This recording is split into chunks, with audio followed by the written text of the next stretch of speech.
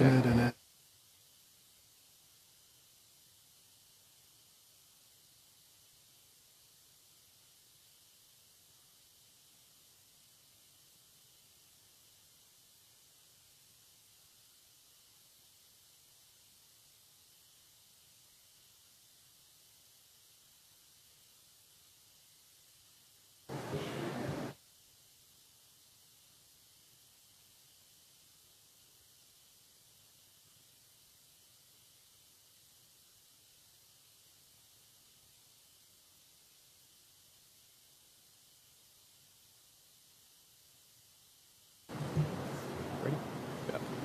Ready?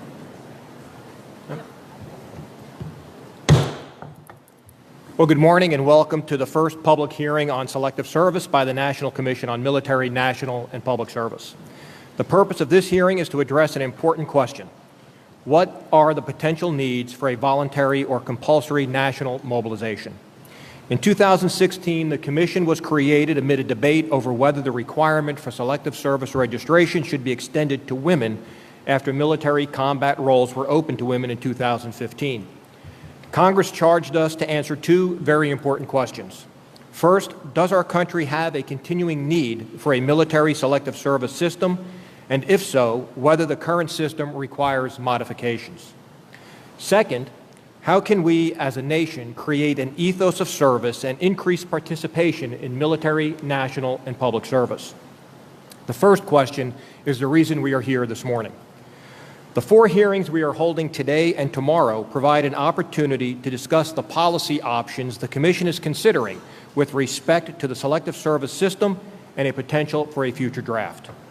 This morning, we will focus on the strategic security environment and potential requirements for elective service and the nation to meet those needs. Our distinguished panelists will discuss the current Department of Defense requirement for the selective service, how current plans model the mobilization of the total force, and induction of skilled and unskilled non-prior service personnel, and forecastable needs that the selective service system should be able to address. Their perspectives on U.S. national preparedness for major military conflicts, and to what extent future conflicts may pose emergent challenges that the Commission should consider when developing recommendations for a modified selective service system. I hope our panelists will address these items as directly as possible in their oral statements and in their responses to Commissioner questions. This afternoon, we will focus on who will be needed to respond to national security emergencies and how we find and integrate them into military organizations and structures. Tomorrow, we will have the opportunity to discuss who should share the common obligation to defend the nation in a potential future draft. So let me welcome our panelists. The Honorable James Stewart, Assistant Secretary of Defense for Manpower and Reserve Affairs for the Department of Defense. Rear Admiral John Polowczyk, Vice Director for Logistics, Joint Chiefs of Staff.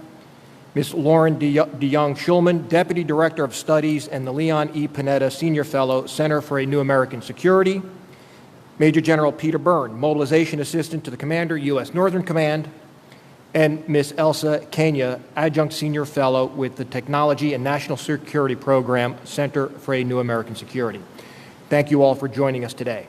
I would now like to turn to our Vice Chair for Military Service, the Honorable Deborah Wada, for an opening statement. Thank you. Thank you, Mr. Chairman. As the Vice Chair for Military Service, I have the honor of leading the efforts regarding selective service system and the military service for the Commission. But when it comes to the selective service and military service, there's a commonality that the Commission has found. It is understood by a small portion of Americans. We have found that many Americans do not understand the requirement to register or the purpose of the selective service system. And although there is no draft, the selective service is still much in existence and is active, but there seems to be much confusion between the two. Most young men today register for selective service as a secondary process, whether they apply through a driver's license or federal financial aid. In fact, 75% of young men registering is a byproduct of another state or federal requirement. Registering is the law, and therefore if a male fails to register, there are penalties such as not being able to obtain a federal job, financial assistance, or other sorts of federal and state assistance. As you may all know, there was a district court case decided in Texas earlier this year stating that an all-male military draft is unconstitutional. And earlier this month, the federal court in New Jersey, handling the second court case involving women and the Selective Service, issued an opinion denying the core parts of the government's motion to dismiss.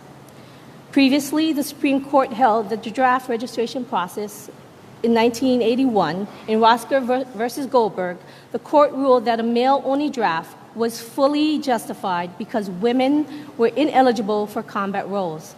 As we all know, that has now changed. And I look forward from hearing Mr. Rosker in our afternoon's panel to address some of the issues that were raised during the 1981 court case. This decision will not speed up the Commission's timeline in releasing our final report. The court's decision, however, makes the work of the Commission all the more important and relevant.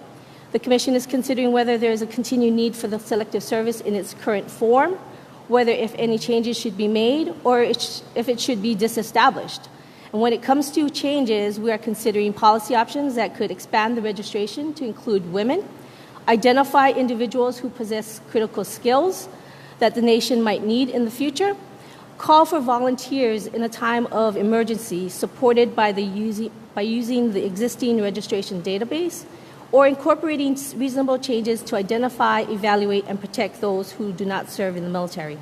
And I look forward to hearing from our panelists on these very important issues today. Thank you, Mr. Chairman, and you back. Thank you, Deborah. So before we begin, please make sure to silence any electronic devices, and let me now explain how we will conduct today's hearing. The commissioners have received your written testimony, and it will be entered into the official record. We ask that you summarize the highlights of your testimony in the allotted 5 minutes. Before you, you will see our timing system. When the light turns yellow, you will have approximately 1 minute remaining, and when it turns red, your time has expired. After all testimony is completed, we will move into questions from the commissioners. Each commissioner will be given 5 minutes to ask a question and receive a response. And as the commissioners know, while I am reluctant to gavel down a panelist, I am much less reluctant to gavel down a commissioner. Depending on time, we will proceed with 1 and possibly 2 rounds of questions. Upon completion of commissioner questions, we will provide an opportunity for members of the public who are in attendance to offer comments, either on the specific topic addressed today or more generally on the Commission's overarching mandate. These comments will be limited to 2 minutes. The light will turn yellow when you have 30 seconds remaining and red when time has expired. We are now ready to begin with our panelists' testimony. I'd like to begin with the Honorable Mr. James Stewart. Mr. Stewart, you're recognized for 5 minutes. Well, thank you, Mr. Chairman and Vice Chairman, or Chairwoman. Distinguished members of the Commission, I'm honored to appear here today to discuss mobilization needs of the Department of Defense and the nation in the event of national emergency or war. I will address 2 kinds of mobilization. First, the mobilization involving the Department of Defense's all-volunteer force using our military services reserve component, and second, the mobilization requiring more troops than the current all-volunteer force can supply using the Selective Service system. The reserve components of the United States military are an integral part of America's national defense architecture, providing reliable capabilities to our global combatant commands and state governments, with the ability to quickly mobilize in emergency events to provide operational support abroad or at home. The reserve components are vital to executing the Department's defense strategy. The Department's operational reserve model, with one standard of readiness, allows our Reserve and National Guard forces to be interchangeable with the active duty personnel when mobilized. Furthermore, the reserve component mobilization can be tailored to operational needs and structured to meet the national defense strategy. The National Defense Strategy states that in wartime, the fully mobilized joint military force will be capable of defeating aggression by a major power, deterring opportunistic aggression elsewhere, and disrupting imminent terrorist and weapons of mass destruction threats. However, the Department of Defense has no contingency operations or battle plans that envision mobilization at a level beyond the all-volunteer force. Even in the face of sustained conflicts in Iraq and Afghanistan, DoD maintained its ability to recruit and retain a professional volunteer force without resorting to a draft. Some assert that the revolution in military affairs by high-technology weapons and the cyber battlefield obviates the need to mobilize manpower at the rates seen in the 20th century. Nonetheless, the potential for global conflict on the scale of another world war still exists, and every administration since 1980 has made the conscious decision to maintain national registration for selective service as the tool through which Congress and the President would provide additional manpower to the armed forces. An insurance policy, should future threats spark requirements for manpower in excess of those available to the all-volunteer force. Therefore, in the event of a national emergency, the draft may be initiated after Congress passes and the President signs enabling legislation. So let's talk about the Selective Service System and its value to DoD and the nation. First, it maintains a complete registration and classification structure capable of immediate conscription operations in the event of a national emergency. Should conscription be required, the Selective Service System would significantly expand and activate the connections between all Selective Service System locations and Department of Defense components. The Selective Service System is ultimately responsible for the full execution of the conscription call-up, from conducting lottery operations, classifying and evaluating registrations, and ultimately delivering inductees into the military within 193 days from a mass mobilization order for the first person to arrive and 100,000 within 210 days. The Department supports the continuation of the Selective Service System as an independent federal agency. Since 1973, the Selective Service has maintained complete registration and classification structure capable of immediate operation in the event of a national emergency, and is staffed to immediately reconstitute the full operations of the system, including military reservists who are trained to operate such a system.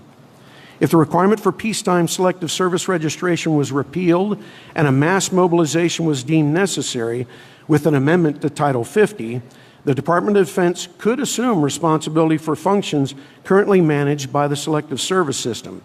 However, the Department has not developed a plan on how it would fully integrate the registration and mass mobilization functions the Selective Service System currently performs. Maintaining the clear distinction between the Department of Defense and the nation's Selective Service System ensures the preeminence of civilian control and has historically been viewed as important to reinforce the public's perception of the integrity of the draft process. The current registration requirement and systems for mass mobilization are designed to provide a fair and equitable process by which individuals are generally conscripted as untrained manpower without regard to their individual skills or abilities. Removing the clear Department of Defense and Selective Service distinction would require significant thought and effort to counter the specter of an unfair and inequitable draft raised by accusations of targeted mobilization. In addition, a number of benefits derive both directly and indirectly from the Selective Service System. In a direct way, the Selective Service Registration Database provides valuable military recruiting leads, 75 to 80,000 a year.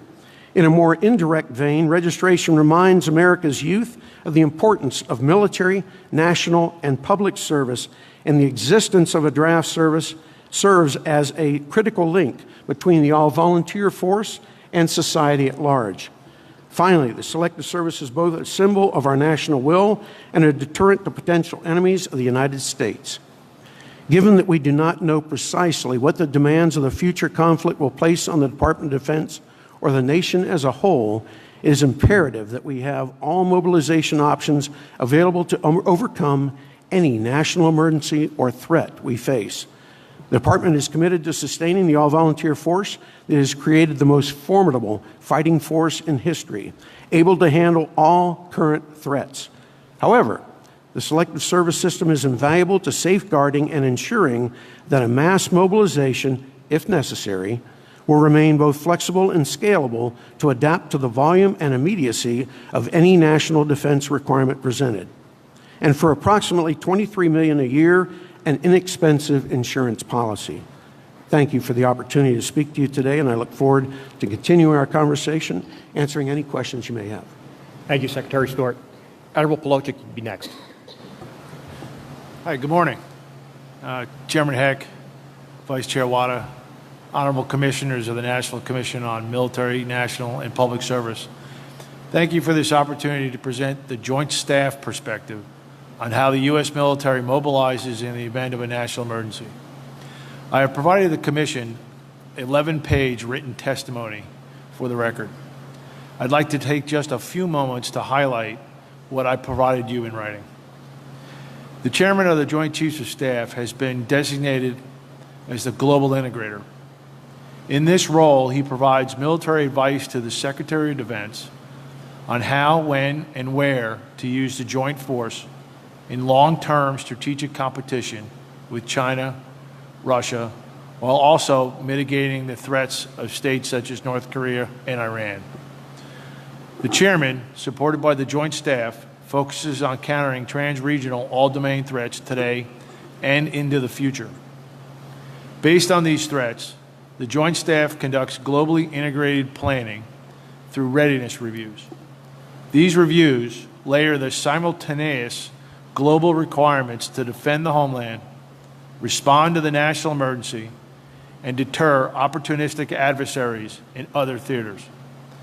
These plans include large-scale mobilization that rely on existing legislative authorities to expand access to reserve and the Guard components capacity, as well as the Defense Production Act that expands access to commercial transportation, sea lift, airlift, industrial capacity, communications infrastructure, and other resources in coordination with other U.S. government agencies. The plans we have developed are resource-informed. We have not assumed force expansion via the Selective Service System or conscription. However, these are models to expand the U.S. military in the event that the all-volunteer force is not sufficient to meet the national need. Our joint force is ready to fight tonight, but we must acknowledge that national mobilization might still be necessary depending on the level of response required. Thank you. Thank you, Admiral. Ms. Schulman, you're recognized for 5 minutes. Chairman Heck and Honorable Commissioners, thank you so much for having me today. My testimony today lays out my views on what I see as the modern purpose of the American Selective Service System, and with the question of whether it still works to that purpose. It has a brief examination of the modern debates around the draft that tend towards using the draft as a band-aid solution to present civic challenges in American society. Considers present and future national security challenges and whether the United States has adequately prepared for them to prevent a national emergency, and includes some general recommendations and comments on proposals under consideration by the Commission.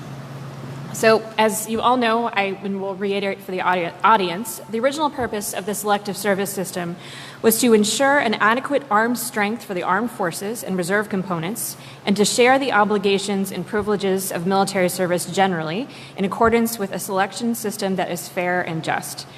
In my view, it's important to consider what has changed in American politics, in its foreign policy management, in its economy and its labor market, and its public engagement on national security matters before assuming this is still a reasonable mission to undertake. Changes like that include America's commitment to and substantial investment in an all-volunteer force, its large defense budget and frequent touting of the military as the most effective military ever fielded, its engagement in a wide range of armed conflict over the past 4 decades without turning to conscription, the fact that parts of the military have grown far more technical, specialized, and in need of highly regular training, and that the fact that vital components of the American economy have also grown more technical and highly specialized, as well as more globally interconnected and interdependent. In my view, several of these factors have significantly raised the bar for application of the draft in anything but in a pretty significant, potentially unforeseen national emergency. That being said, I think the general purpose of conscription in this modern American context remains to transfer labor and productivity from the civilian sector of the economy to the state for national security purposes, because the national security demand for these contributions is judged to be higher than what it displaces. And there is no faster, more effective, or more economical means. That's a pretty high bar. What is rarely explicitly mentioned in discussions of the draft is that the resulting burden of competency on the state to faithfully prepare for any national emergency or any range of national security contingencies, that such forceful transfers of labor remain highly unlikely or unnecessary.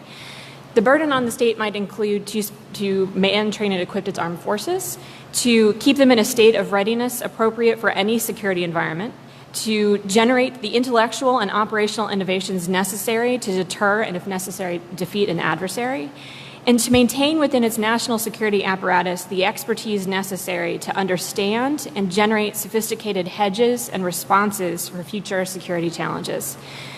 This high bar for the use of conscription also assumes that the United States has, in the event of a national emergency, attempted to enlist more allies to its cause, to employ private security contractors to meet security demands, to transform its military to generate more manpower, and to simply enlist more troops. So there's a lot of steps of homework that need to be undertaken before you could think about the potential of conscription.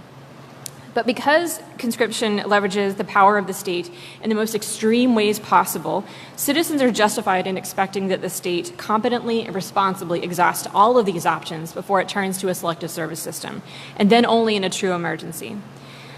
But because of this high bar, many scholars judge that the present selective service system is potentially unsuitable to such an unpredictable national emergency. The nature of the gap between the present all-volunteer force and the requirements for any future crisis, as others have discussed and will discuss, is completely unknown, and I think we should have humility in trying to design a system that is actually going to meet those requirements effectively and efficiently.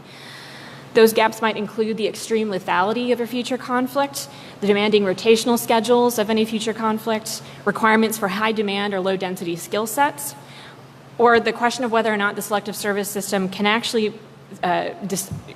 provide manpower for those requirements without displacing unique or urgent civilian labor inputs or generating significant political and economic pushback.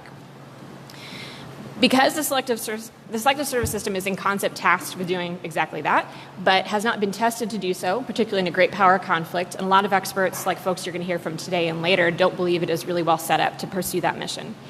Because it's not well set up to pursue that mission, many folks have examined whether or not there are other missions the selective service system might undertake, whether it be meeting challenges in civil-military relations, such as making the United States military more representative of the American people, or to lessen support for current wars and increase America's skin in the game for present conflicts, or to bring into the U.S. military a broader set of, or a more highly technical set of skill sets or that are not easily acquired within today's military.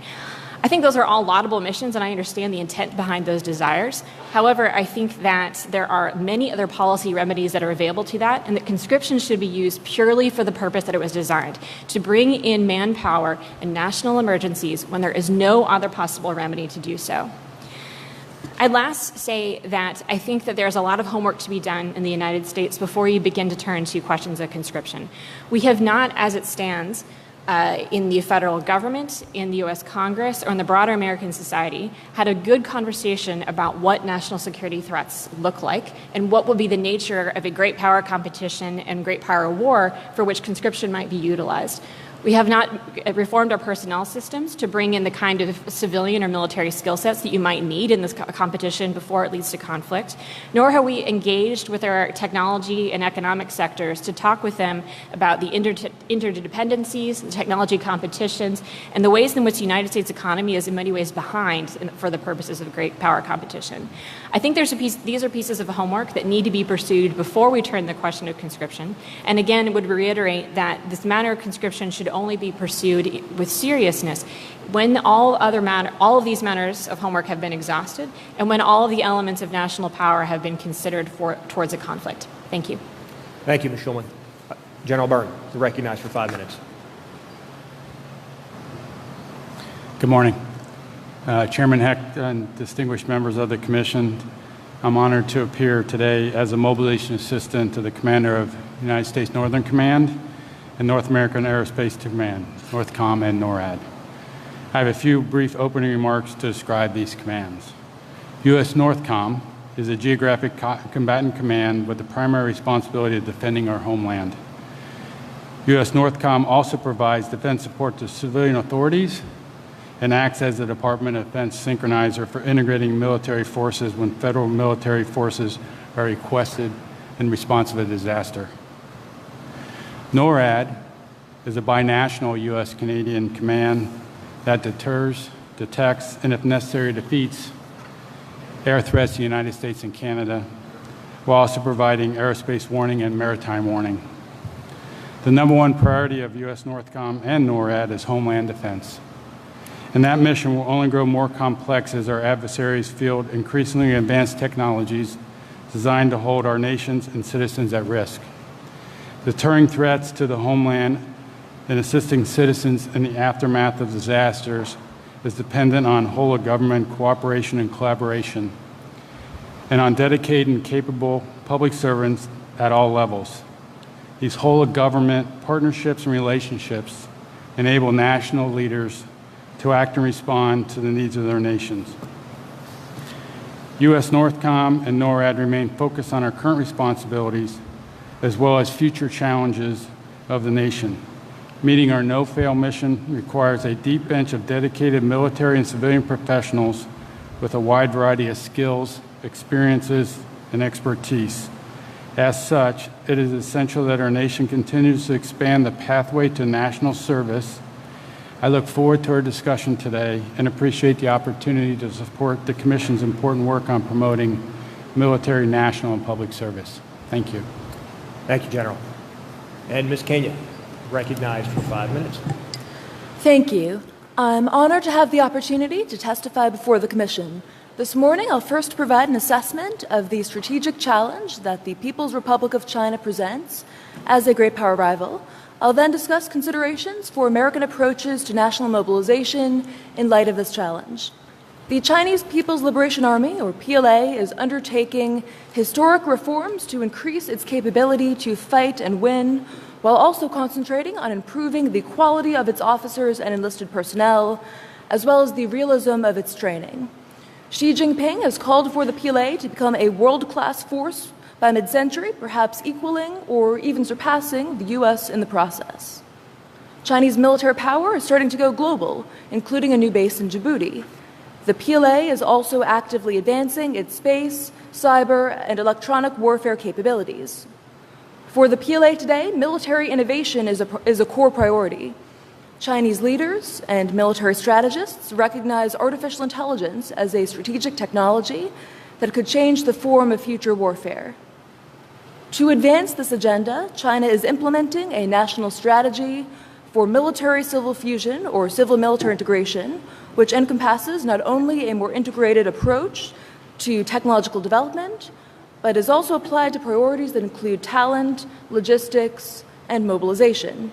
Indeed, the Chinese government has a framework for national defense mobilization that is far-reaching and comprehensive, from a national commission with authorities on the subject down to local-level commissions, and including economic, political, information, transportation, and technological mobilization, among other elements. China is preparing to leverage civilian infrastructure and commercial capabilities to support military missions. The legacy of Mao Zedong's concept of people's warfare lives on in China today. In any future conflict scenario, the Central Military Commission would mobilize a range of reserve forces and militia units. The PLA's apparent prioritization of mobilization at scale, including a renewed emphasis on national defense education for students, may indicate serious concern with potential contingencies of protracted warfare or large-scale conflict.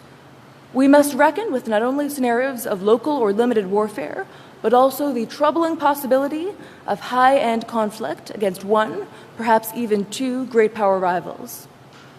The PLA has long studied and identified weaknesses in American warfighting, developing concepts and capabilities designed to exploit our potential vulnerabilities. Any future conflict could start with surprise attacks against our battle networks, satellites, and logistic systems intended to undermine U.S. command and control and power projection. Our homeland is unlikely to be spared attacks on critical infrastructure. The will and resolve of the American people should be considered a center of gravity and likely target, whether through peacetime influence operations by the Chinese Communist Party's United Front or through wartime psychological operations. Clearly, the United States must contend with the unique challenge of a potential adversary who can bring to bear massive human and industrial resources. However, we should not infer intentions from planning and capabilities alone, nor should we see the U.S.-China rivalry and relationship today as inevitably adversarial. I want to highlight three distinct concerns for U.S. policy going forward as we think about challenges of mobilization, as well as the overall vitality of our all-volunteer force. As a first consideration, potential deficiencies and concerning asymmetries relative to the PRC in our plans and capacity for mobilization could place us at a distinct disadvantage. Our peacetime preparations, including continued adaptation of the Selective Service System, must take into account challenges of speed and flexibility, that of sustaining global logistics and transportation, while also undertaking, if necessary, industrial mobilization at home, which will require deeper public-private partnership.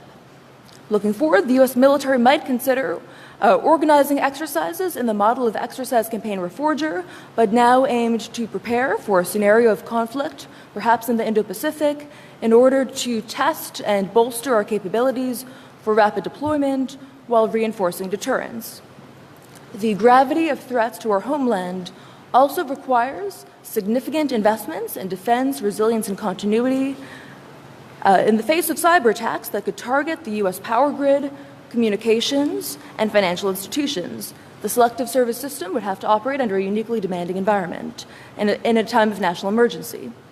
As a second consideration, our force must adapt to the challenges of an era in which conflict is being reshaped by technological transformations that render talent and human capital all the more vital. We must fully leverage the talents of all Americans. Among our greatest strengths as a nation and that of our all-volunteer force is and must remain our diversity and inclusion, our welcome to all those who love this nation and are inspired to serve it. In this regard, we have and should sustain a critical comparative advantage relative to the People's Republic of China, despite its sizable population. Today, too many Americans who may aspire to serve still tend to be overlooked, disqualified, or even excluded. The full and equal participation of women throughout the military, including in the Selective Service System, should be recognized as imperative going forward. The ongoing implementation of a ban excluding, even discharging, transgender service members not only is wrong, but also wrongly deprives the U.S. military of their talent and dedication to service in ways that may undermine morale and present readiness. Troublingly, the future of the Military Ascension's Vital to National Interest program is also in peril. MAVNI should be revived and strengthened as a critical challenge through which to recruit future Americans whose skills and expertise will be vital to our future force.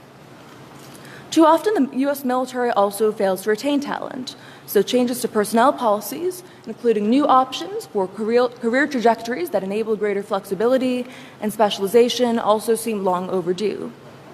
As a third and final consideration, we must also recognize the strategic imperative of revitalizing American innovation, which is at the heart of strategic competition today.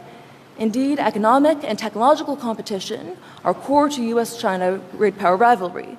American mobilization for peacetime competition is equally imperative and will require pursuing our own national rejuvenation through investing in such core priorities as science, education, and infrastructure. Thank you, and I look forward to your questions.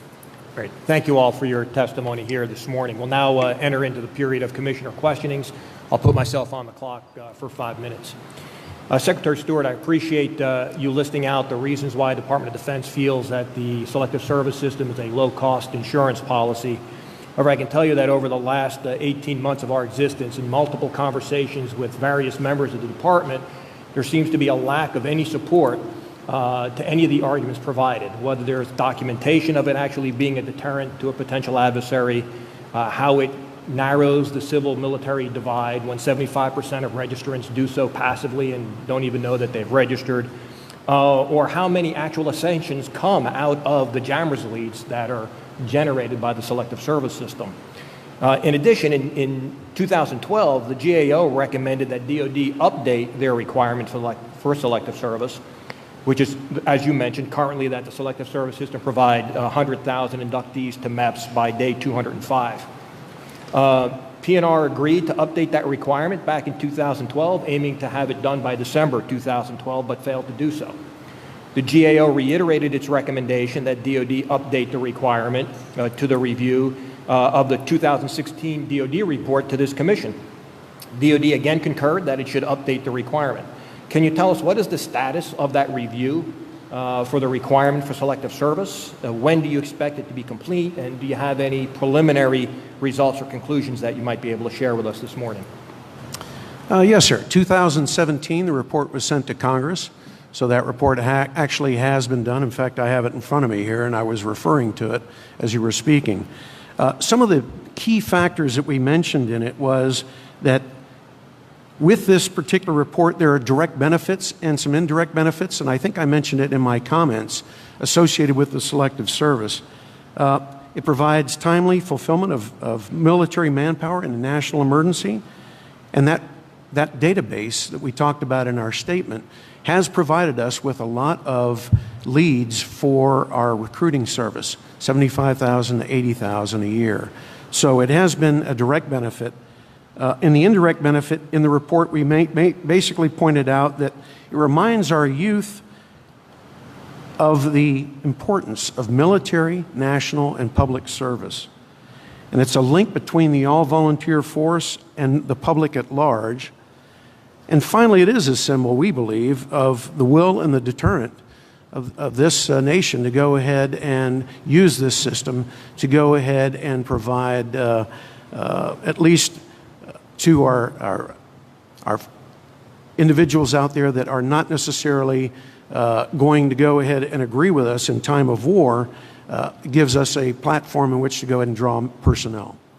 I appreciate those pieces that came out of that 2017 report, but it didn't answer the question that GAO specifically asked, which was, what were the manpower requirements that DoD would have for the Selective Service system to update that?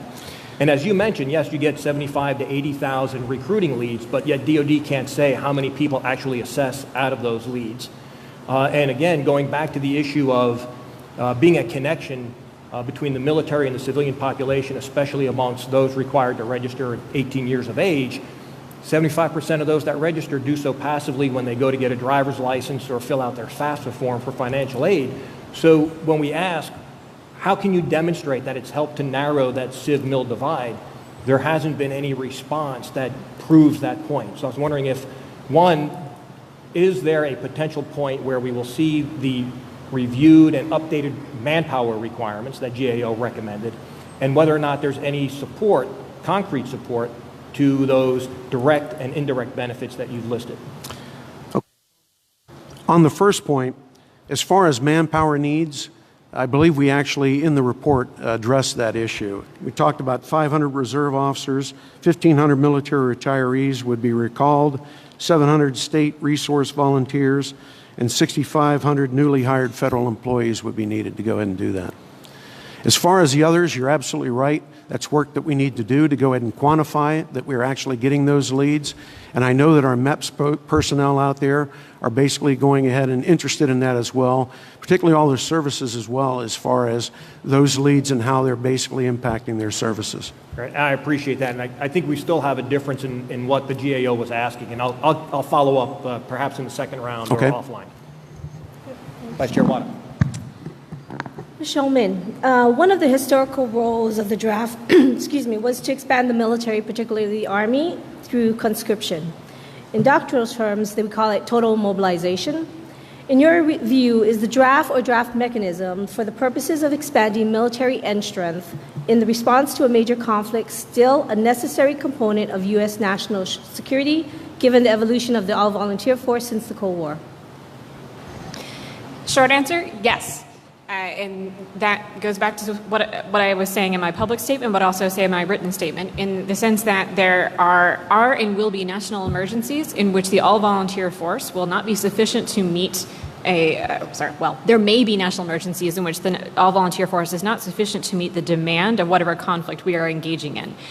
All that being said, I think that any attempt to actually predict exactly what those national emergencies may be and try to describe them in great detail such that you might be able to say, here's exactly how the selective service system should operate and here's exactly the sort of people that we would require at that time, it's folly because that's sort of the purpose of our all-volunteer force right now is to prepare for possible known contingencies.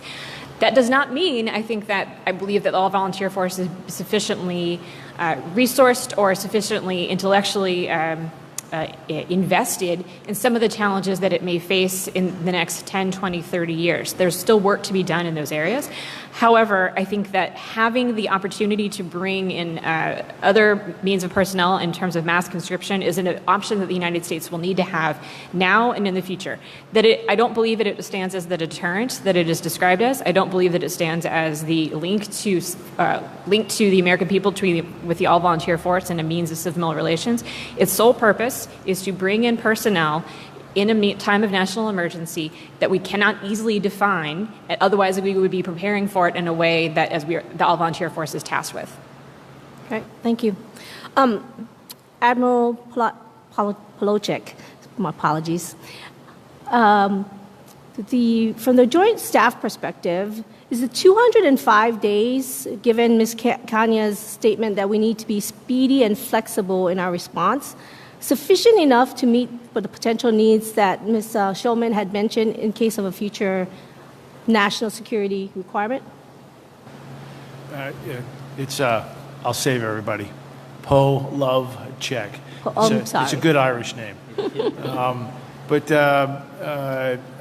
Vice Chair Wanda, I do. I think the time frames there, that's measured in, that's months, right?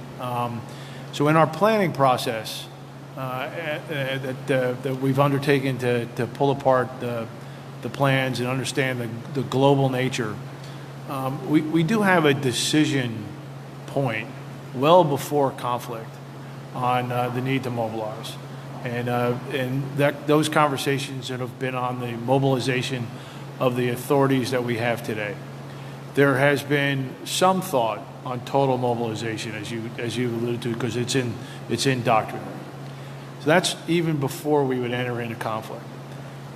That process would lead itself to an identification that the all-volunteer force would not be sufficient, right? And so what would come forward would be a request through the Joint Staff to OSD to the President to potentially solicit total mobilization.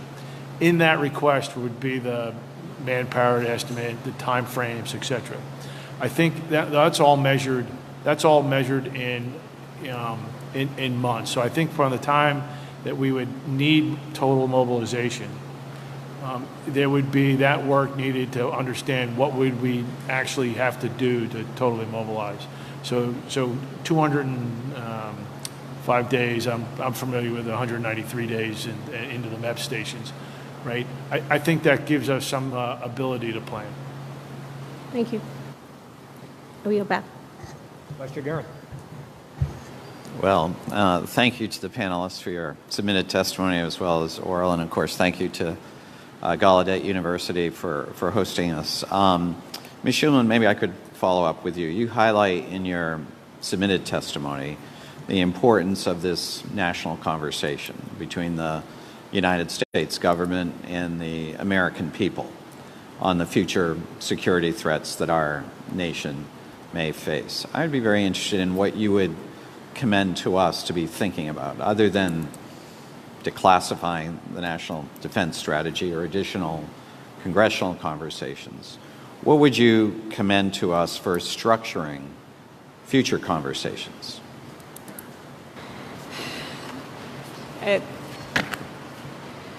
I could give you my fantasy curriculum for the entire, K through 12, but I'll set that aside and perhaps submit that in written testimony. So I think just to narrow down my recommendation, I think that Congress can play a vital role in this conversation in a way that the executive branch is perhaps not motivated to do, and the private sector and the public sphere are not necessarily set up well to do.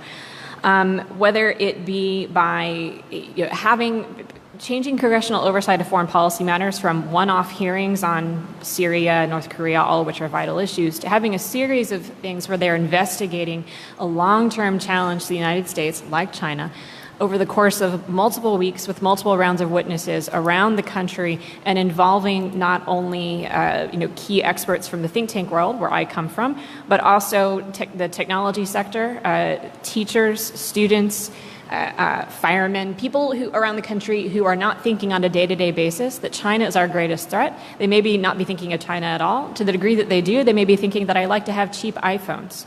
If we truly believe as a national security elite that China is the greatest threat to the American people or to our national security interests right now, I don't in any way, shape, or form believe that this belief is held widely outside that national security elite. It is certainly not held by Google, Facebook, or a lot of other technology sectors that are bringing innovation into our economy. It is not widely understood in our Congress, and it is not widely understood in our academic sphere. Those conversations need to happen on an ongoing and continued basis, and need to be subject to the pushback of those who would disagree.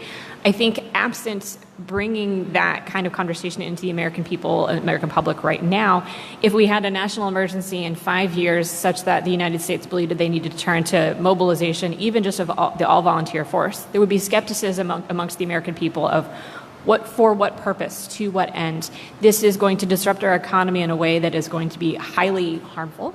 And what is our skin in the game for this that is not that is not consistent with what the American national security believes of the China threat? Thank you. Mr. Loren. Thank you, Mr. Chairman. Oh, sorry, big part.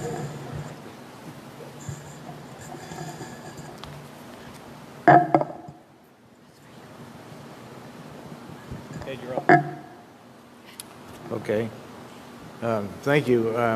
Appreciate the time of the panelists and your service to our nation. Thank you very much. Secretary Stewart, as you are very much aware, the Military Selective Service Act requires a period of time for conscripts of 24 consecutive months. There are people who are presently serving, or those who may volunteer to serve. How would you recommend that we modify that requirement for the conscriptors? So, sir, just like the reserve components, we can go ahead and tailor that. And so, if necessary, whatever the operation is, we can go ahead and scale that. The nice thing about the selective service is it's scalable and flexible. And very similar to the reserve components, it's flexible and scalable, so whatever the requirement is and the duration of whatever it is the operation is, you can go ahead and set up a time frame for that particular individual for that duration of that operation. All right, thank you. Thank you very much. And the next question I have is for any of the panelists that would like to respond. What do you think is the likelihood, given historical precedents, likelihood of us ever having to utilize the draft?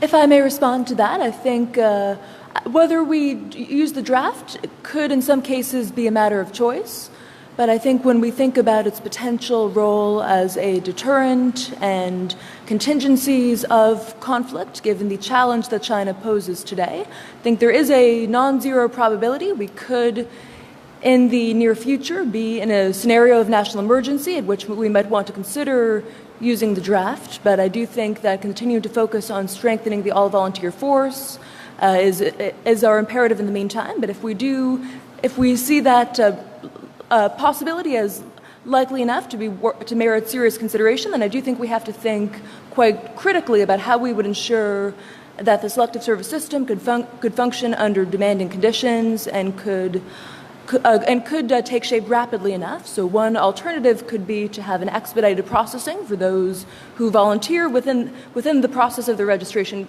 for the system to be a first line or front line of defense and who have critical skills that could be valuable in the early stages or lead up to a conflict, such as cyber defense.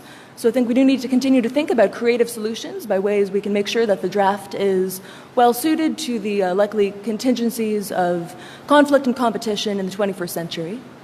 Thank you. Yeah, other thoughts? I'll agree largely with Elsa's comments to also say that I think that it is low. It will get lower over time. That does not mean that we should consider getting rid of the selective service system or another concept that may be able to bring in conscription into the present all-volunteer force. And as it gets lower over time, I think that places a greater burden on the U.S. government to involve the American public, the economy, and other parts of the political elite in conversations about what our national security threats are, how we are meeting them, and whether or not we're meeting them adequately with our current U.S. government bureaucracy. Thank you. Anybody else? Generally, you're dying to say something. I can tell. Just one additional comment. Never forget the value of incentivized volunteers. That is always important to go ahead and keep in mind, as having incentivized volunteers certainly would come into play as well. Thank you, Mr. Secretary. You know, without getting out of my lane a little bit on where I think NORAD, Northcom, or U.S. Northcom would be looking at this with some of the responsibilities we have with the defense of the homeland. So you could see there would be a time of need, and it's been discussed here, on critical cyber skills. That may be needed and called forward pretty quickly, both for the military and then for our nation for critical infrastructures and really command and communication nodes out there. So you can go federal, state, local, you can go all along the lines of that. I think there's probably other times when if we're in some sort of major conflict or even major disaster to the United States of America, I think you would see Northcom looking for additional capacity and capability that is requested for by a lead federal agent. So FEMA, for example, if there's a New Madrid or Cascadia disaster in the U.S., which would overwhelm us and we would need to stop the cascading effects, I think you would see something like that where we would need that manpower, organized manpower, very quickly in order to stop those cascading effects. Okay. Thank you very much, General. I yield back. Mr. Byrne. Thank you, Mr. Chairman. Admiral Polowczyk, I'm interested in this question on the issue of our preparedness as a nation to meet a significant national security threat that might require a national level of mobilization. The 2018 update to Joint Publication 4TAC 05, the Joint Mobilization Planning, states that, quote, military mobilization requires assembly and organization of resources from various interdependent resource areas, including legal, funding, environmental, manpower, material, equipment. I could go on. It includes the industrial base as well. Who on the joint staff is responsible for conducting that assessment and review of those material requirements? Commissioner Barry, that responsibility, there's 12 areas, right? And all of the directors have some role in that. For example, the J3 has identification of the actual manpower requirements, right? The J4 has a role in the industrial base, and et cetera. Now, through our readiness reviews of taking our major contingencies, we've looked at all those areas, and I feel pretty confident our level of understanding of what we required in most all of them. There are two areas that I think we as the joint staff warrant additional learning in them. One is health services, and the other is the industrial base, industrial mobilization. Health services really only from the fact of a major contingency and how we would bring our wounded back for care back CONUS, and how we stick them into the national disaster framework. That's not truly been tested in large-scale war games scenarios. It's multi-agency, it's across the federal government, it's civilian hospitals, et cetera. So that's one area that I think we have some additional learning. Sure. Could I actually redirect it a little bit to help focus this a little bit? And I'm kind of responding to the comment that was made by Ms. Kania about the importance of the American public and national well-being being such a critical component to success when we're talking about a significant event. And Ms. Schulman's comment that there is an argument to be made that perhaps our nation, both in terms of the general population as well as folks in industry, may not be prepared. I think also of the recent experience with the Project Maven situation, where Google employees who would have been working on the defense contract for that indicated their lack of support to pursue and to have their company working in support of a national security project. When you think about the critical requirements that the nation has, the speed of action, and the authorities that exist under the Defense Production Act, do you believe, in your professional view, that our nation is adequately prepared to execute a national mobilization in response to a significant national security threat? Yeah, so let me get to the industrial base piece. That's the area that really concerns myself and the J4. The chairman has asked that we work with industry. The National Defense University is helping us, looking to put on, I believe in this fall, a forum where we can get after those issues. It is not from a lack of planning, but clearly we're not going to take factories that were producing washing machines that are now going to make F-35s. So that dynamic is whole scale different. The second point I would make is the thought that we would go to total mobilization, right? That's a congressional decision, right? And so you would have that national conversation. So I think you would address in that forum, you would address the national will. Like, when we turn back to the industrial base, that issue of speed, our weapon systems are complex. It's not like we're going to turn around and produce a new armored brigade overnight, right? And so if there was a force expansion and you were going to have additional armored brigades or additional aviation units, you have to make that stuff, right? And so how would we do that? And that answer, I'd be lying to you, sir, if I had that for you today. Thank you, Admiral. Thank you, Mr. Chairman. Thank you, Mr. Chairman. And again, thank you to our panelists for their very interesting and enlightened, both written and oral testimony this morning. I'm going to start with Secretary Stewart. You mentioned in your written testimony that the National Defense Strategy demands greater lethality from our military. In your view, would including women in selective service, and therefore potentially including them in conscription or a draft, result in a more lethal military?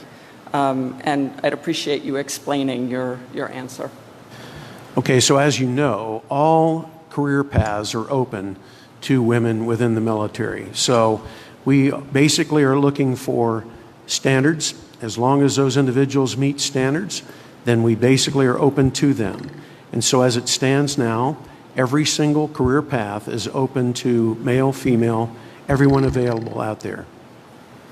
So am I hearing then that you're saying, yes, it would lead to increased lethality of the military?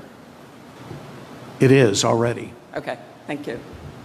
My next question is actually for anybody that wants to answer it. Ms. Kania, you mentioned in your testimony that our other major competitors are very capable of disrupting our technologies, and that particularly some of our day-to-day technologies that we all rely on so heavily. Currently, part of our military mobilization, particularly for our reserve forces, uses cell phones to contact people when they're going to mobilize. So how can we make, and what strategies do we need, or what do we need to think about to make our mobilization efforts less vulnerable to our adversaries? Chinese military strategists have highlighted that in future conflict, they anticipate there will be no clear distinction between the front lines and the home front. So I think we do have to confront seriously that those risks that our critical infrastructure could be in the crosshairs, and that the level of disruption that could cause might impede with the process of mobilization in some respects. And the Chinese military thinks about conflict as occurring across a spectrum rather than as a clear binary between peace and wartime. And in that regard, peacetime preparations, including potentially developing accesses that could disrupt our communications, but whether in military networks or in those requisite for the American economy and society, and communications in support of mobilization, I think it'll be important to ensure resilience, have redundancy, and have potential alternatives if there were a scenario where communications were interrupted. And when we're talking about future threats and challenges, as well as opportunities such as 5G today, I think that's when we do have to think very seriously about our supply chains, about the whole process of managing our critical infrastructure and trying to mitigate risks to the full extent possible, and also be prepared and anticipate that if there were to be major cyber attacks undertaken against the American homeland, we'd have to be prepared for a rapid response. And that would also be a question of fully leveraging the cyber national mission forces, as well as potentially augmenting them through voluntary efforts, perhaps from local level units, or even leveraging the talent and capabilities of those working in American technology companies. So I think we'll never be able to eliminate that possibility, but we can think about mitigating and managing risk to the fullest extent possible. Thank you. General Byrne, Admiral Polowczyk. If I could help answer that for a little bit. So we've spent some time with the Joint Staff thinking through that issue, and I do believe my panel member here characterized both China and Russia have strategic campaigns to disrupt those types of things. So we are going to have to deal with them. So the homeland will be contested, and so we've taken a look at how we project power. And our commercial partners are key to that. Kraft, Visa. We've had classified sessions with them to describe what we mean by contested environment, so we have shared understanding. And the work that we are doing is all about redundancy and resiliency. There are also some authorities that we do not have today for our cyber area. Working off of the DoD networks, right? Those authorities are not in place. So even if we wanted to do something to protect our commercial partners, other industries, we'd have to go ask for those authorities. That came highlighted here, I won't say recently, but in either our planning efforts and our war games and exercises. The chairman specifically asked the Joint Staff to start working on how we would ask for those authorities to that. So I would recommend that in this forum for the selected service, that I really do think you need alternate means. I know in the logistics area, people don't like to talk about this, but I routinely say that, hey, we need to figure out how to do this without any IT, and unfortunately, we are working to those levels of details. Thank you. Thank you. Thank you to all the panelists for joining us today, putting thoughtful energy into your testimony and to give us your time today. We really, really appreciate it. I want to hit this question of will. We talked a little bit about, whether or not Americans would have the will for some sort of a mobilization. But let me flip the lens. Ms. Kania, you talked about the way the Chinese strategists think, and especially the way the PLA is thinking about potentially full mobilization, full kind of war. Can you elaborate a little bit or maybe clarify for me? In a society with at least 2 generations of only children, is there any thought to whether the Chinese will to send all their only children into an all-out war would actually be there if that time were to come? Thank you. That's a great question, and I think it is important to recognize that although China does have certain strengths as a competitor, they also do have weaknesses, and long-term challenges in terms of demographics are among them. And I'd say that we don't have a clear sense of exactly how the level of tolerance for casualties, for instance, that Chinese military leaders might have. Say that there is great concern on their part regarding concerns of political or psychological mobilization, including, could expect massive campaigns in terms of propaganda. There have been ongoing efforts in patriotic education and new development of curriculums for national defense education to be implemented across Chinese universities.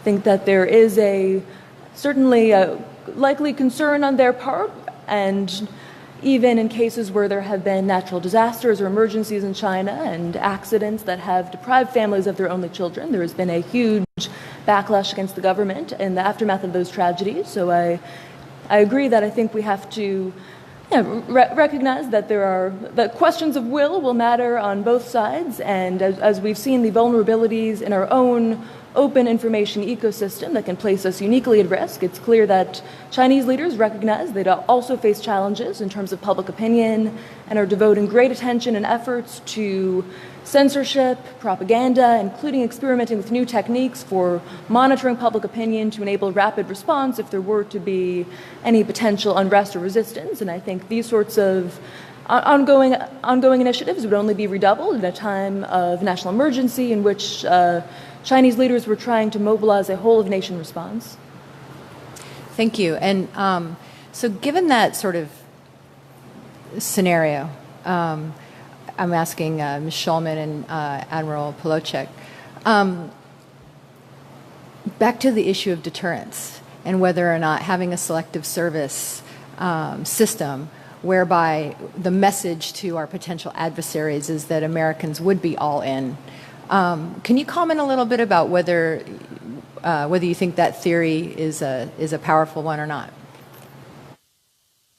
So I'll just comment briefly. I think it is only a powerful theory if the United States government has done all it can to, first of all, prepare itself absent turning to the selective service system, but then also prepare itself to potentially be able to absorb the manpower or technical skill sets that it might need in a possible conflict. On that first point, there is an enormous unmet requirement for highly technical cyber talent, technology talent, a range of other talent, on top of there being an unmet demand for service amongst young people.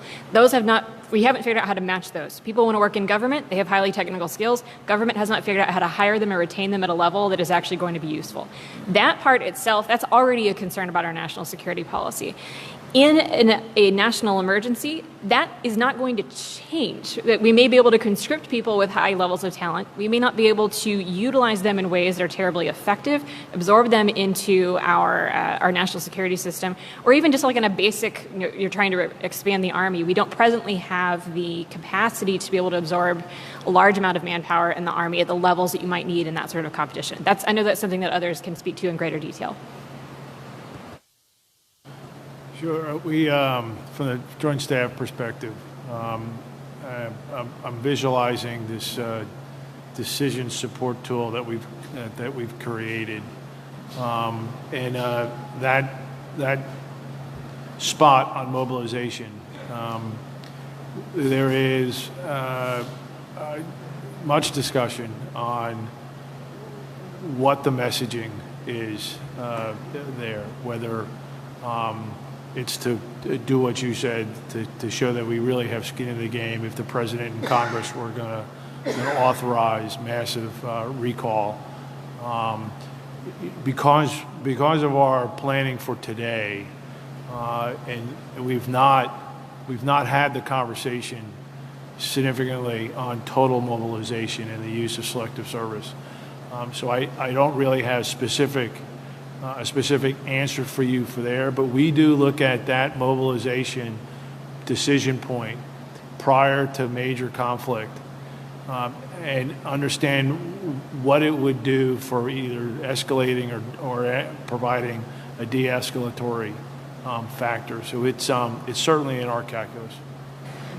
Secretary Stewart, I see your body language. You have something to offer on this topic. Thanks.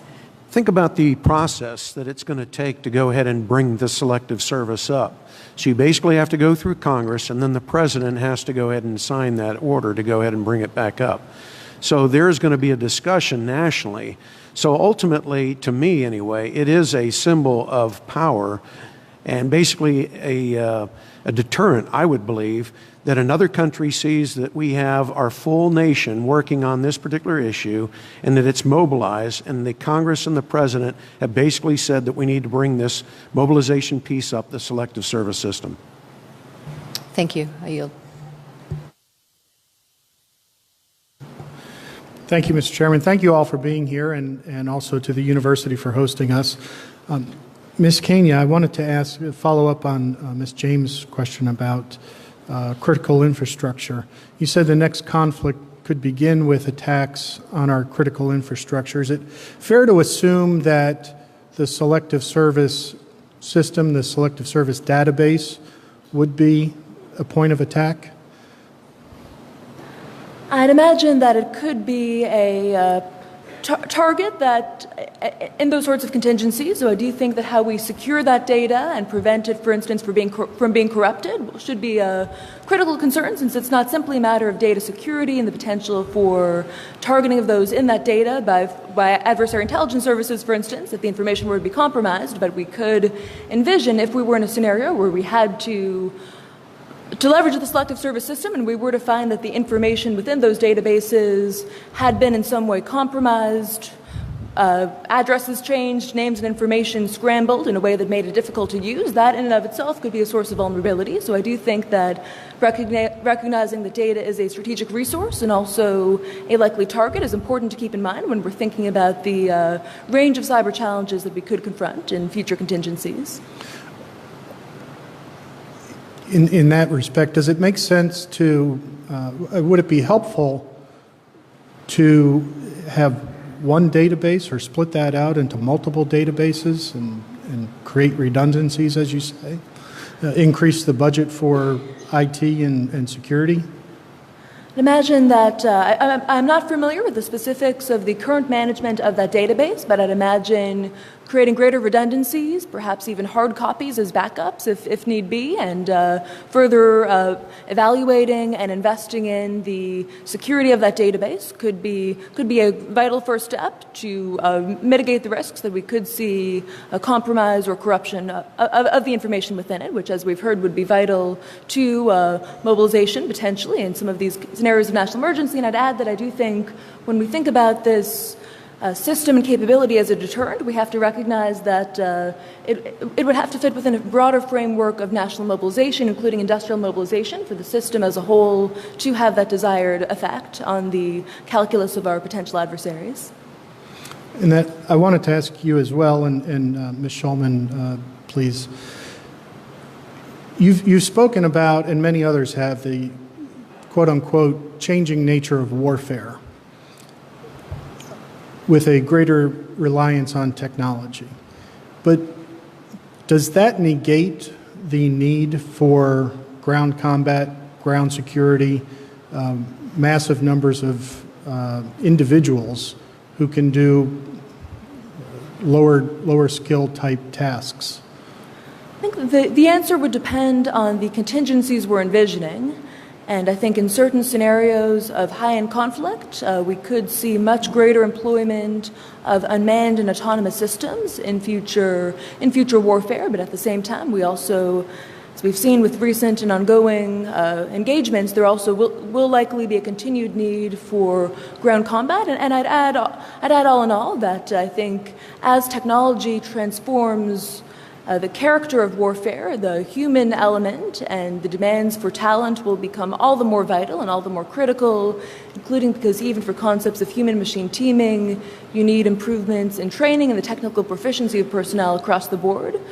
So I think that we should recognize that there is a possibility, albeit a slight one, that we could need the large numbers of individuals to be mobilized through the selective service system, but I do think we could explore options for a voluntary addition to that program where those who have these critical technical skill sets that are most likely to be required in the lead up to a conflict could opt to be preferentially or expedited in their mobilization in ways that could enable them to provide more frontline support. So I think we have to be able to prepare for a range of options and potential contingencies and recognize that with advances in technology, the demands on human talent will only grow, but we also have to envision scenarios in which our technology is degraded and our dependency upon it could become a source of vulnerability as well. I would just add something that you've probably heard many times in this commission, that our ability to predict what future conflict will look like has been a total failure in every part of history, because it usually misses the fact that politicians and senior leaders with political backgrounds are making the choices about when and where we go to war, not only on the American side, but also amongst our adversaries. Our adversaries study our weaknesses just as we study theirs. They know that if they pursue against us a long-term war of attrition that is eventually going to rely on multiple rotations, particularly of ground forces, that's going to be a weakness for us in many ways, as it would be for a lot of other powers because of the nature of our present all-volunteer force. So I would love to be able to say that a future American political leader will not turn to major deployment of ground troops in order to fight a major combat operation with a great power competitor.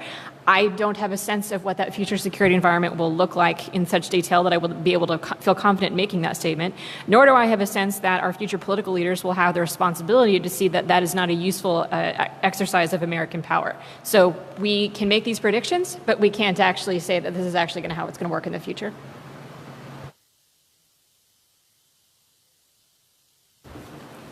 Thank you. Ms. Schulman, just following on this, and I want to sort of make sure I understand an aspect of your testimony and then ask you a question about it. I think, as I understand it, part of what you're saying is, look, we can't rule out the possibility that a mass mobilization is necessary in the future, right? And the Selective Service, therefore, as I understand it, you're relatively skeptical that the current system is one that actually is capable of affecting the purpose for which it was originally set up, but you wouldn't rule out the idea of having a selective service. And so part of what I understand you to be saying to us is, look, if you're going to have this, and we should have this, then let's make it capable of achieving what it was originally set out to do. And in that context, it also seems as if part of what you're saying for the future warfare is that it's going to have to be flexible. It's going to have to be capable of keeping up. And you noted in your written testimony that exercising it and doing a variety of things along those lines might be helpful. I wonder if there are specific modifications to the current system that you would recommend that would sort of promote basically these issues that you've raised. I'll offer a few suggestions and then harken back to some other points in my testimony saying that I think the reforms need to happen more on the existing standing government side and less on the selective service system side. For one, I think that to the degree that we believe that we are going to have to rely on conscription in the future, even in the smallest possible chance, we need to change that system from a passive registration system to something that is a little bit more active. If only to remind people that it is there, but that needs to be part of a broader conversation. That can't be done in isolation. I would also say that we need to consider that the present economy is just vastly different than it was when we were setting up this system. To be able to judge whether or not somebody can move from they're a college student or maybe a college student or an 18-year-old and go into a soldier role, that's one decision. To be able to judge whether or not you can take somebody from Google in a highly technical position and move them over to a cyber warfare position, that's a really different kind of decision. And I think that we would expect a lot of pushback from Google or Facebook, whoever we're trying to take that labor from, in a future kind of conflict where we may have different kinds of skill sets that are demanded. So both considering those sorts of changes and developing better models for how you would be able to make those judgments is something that needs to happen. That being said, I wouldn't want to recommend that we over-design the selective service system for all possible kinds of contingencies. We don't necessarily know what that's going to be. What we need to get better at is on the side of the present national security government is thinking through what are the current requirements that we have for national security, and are we actually hiring and retaining and developing this kind of skill sets that we might need in any future contingency, whether or not you need to turn to the draft or not. Those will help us in a future scenario where we might need to turn to the draft, be able to inform the selective service system about here's what we judge to be important, here's what we think is useful in making these kinds of decisions of who would be able to be drafted. And here's how we would actually utilize them in that kind of future contingency. So I'm hesitant to say, please reform it in exactly this way, because I think those reforms will vary based on the scenario. But your point about exercises is vital, not only for the purpose of testing the system, but also just exposing the American people to this is what this looks like and this is how it would work. Your feedback, to include your criticism of that, is more welcome, and this whole commission has been a useful exercise in doing so. Thank you. Ms. Schulman just mentioned, obviously, something that also Ms. Kania mentioned, which is this importance of building skill sets into the context of the selective service and how we do that. And that's not something that's currently looked at in the registration piece. And I wonder if, frankly, Admiral Polowczyk or Major General Byrne or Assistant Secretary James Stewart might be willing to comment on that and what your thoughts are on how to address that. I can start, Commissioner Haynes.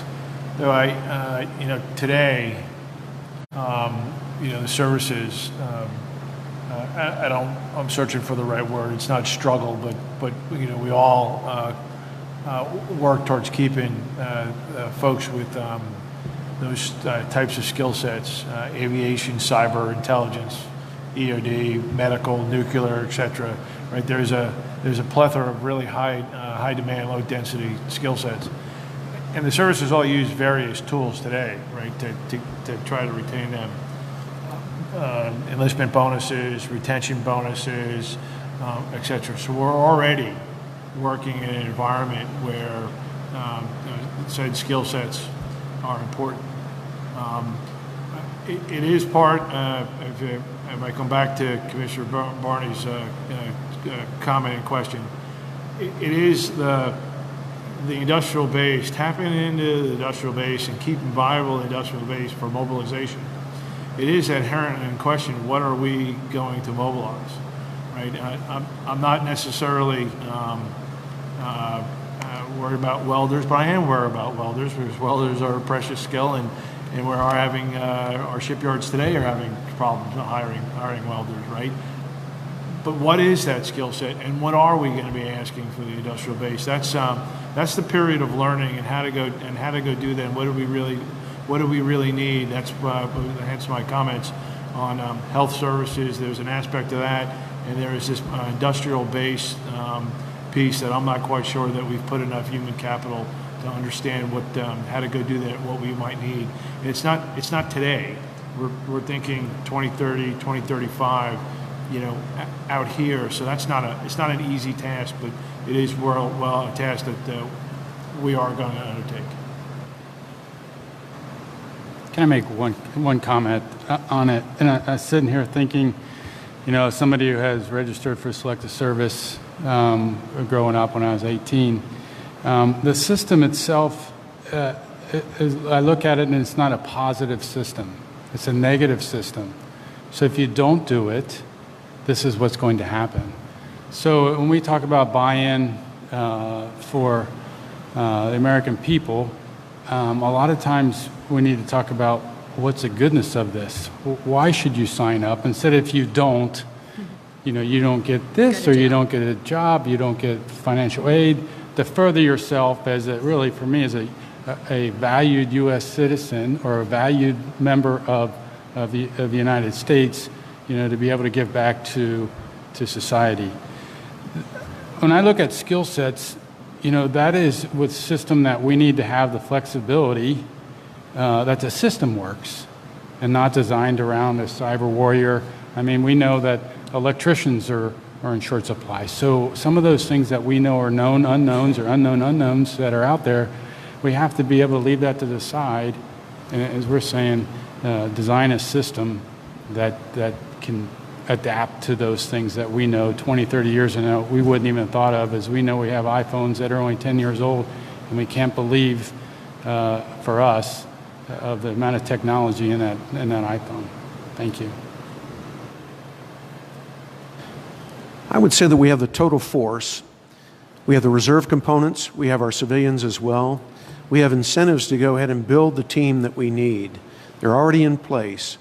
So when we look at the Department of Defense as a whole, what we're trying to do is get these skill sets, but it may not necessarily fit for that individual for that particular time. So maybe a reserve component might be a better option for them, or a Title V civilian versus the active component as a Title X. So what we're trying to do is define these skill sets, provide the incentives to go ahead and keep them, and as long as a demand signal is there, that's what we're reacting to in the personnel and readiness area.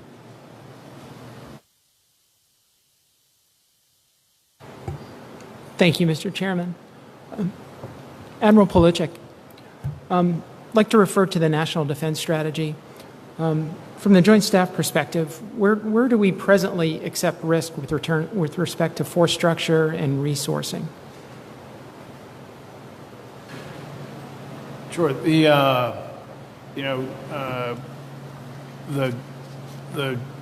Joint Staff and the Chairman's role as a global integrator. It's not just globally integrated operations around the globe. We are working towards bringing forward a better budget perspective, right? And so I think through this, and we think this on the Joint Staff as in kind of 3 time horizons: force employment, the stuff we have today; force development, the things that we can do within a budget cycle. So think 3 to 7 years. And then force design, which is out here, right? And so for the demands of the National Defense Strategy, right, protect the homeland, remain a preeminent military, et cetera, right? There's all those time horizons. So there are constant trade-offs to employ the force today in a manner that deters and reassures allies, right? There's pressure on doing things differently with what we have today, and then certainly on the force design. The department has chosen here. I'll give you an example. Over the last couple of budget cycles, we put additional resources into munitions, position-guided munitions, because we realized that we were maybe not as ready in that area as we should have been. As we put significant resources into munitions for a fight today readiness issue, I'm sure that money came from one of those other time horizons: force design and force development. I can't list out every budget pressure, but certainly our commitments today across the globe pressurize those areas of design and development, and design being I think the hardest area to get after. Thank you. With respect to the framework you laid out, does the Selective Service System and the potentiality to bring conscripted manpower personnel into either the force of today or that development window affect any of the planning or consideration with regard to that framework? Yeah, so in any of the planning that we've done and taking a look at our each adversary and building a globally integrated base plan,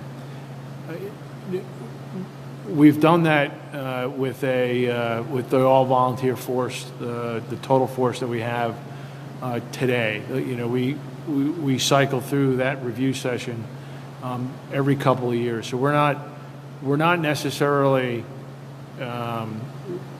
changing the plan for a 2035, 24. That's the force design element.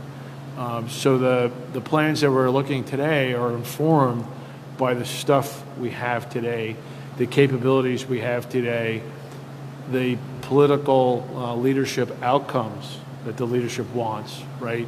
I can tell you though, in that today look, force expansion has not been part of the calculus. Thank you. I'll yield back, Mr. Chairman.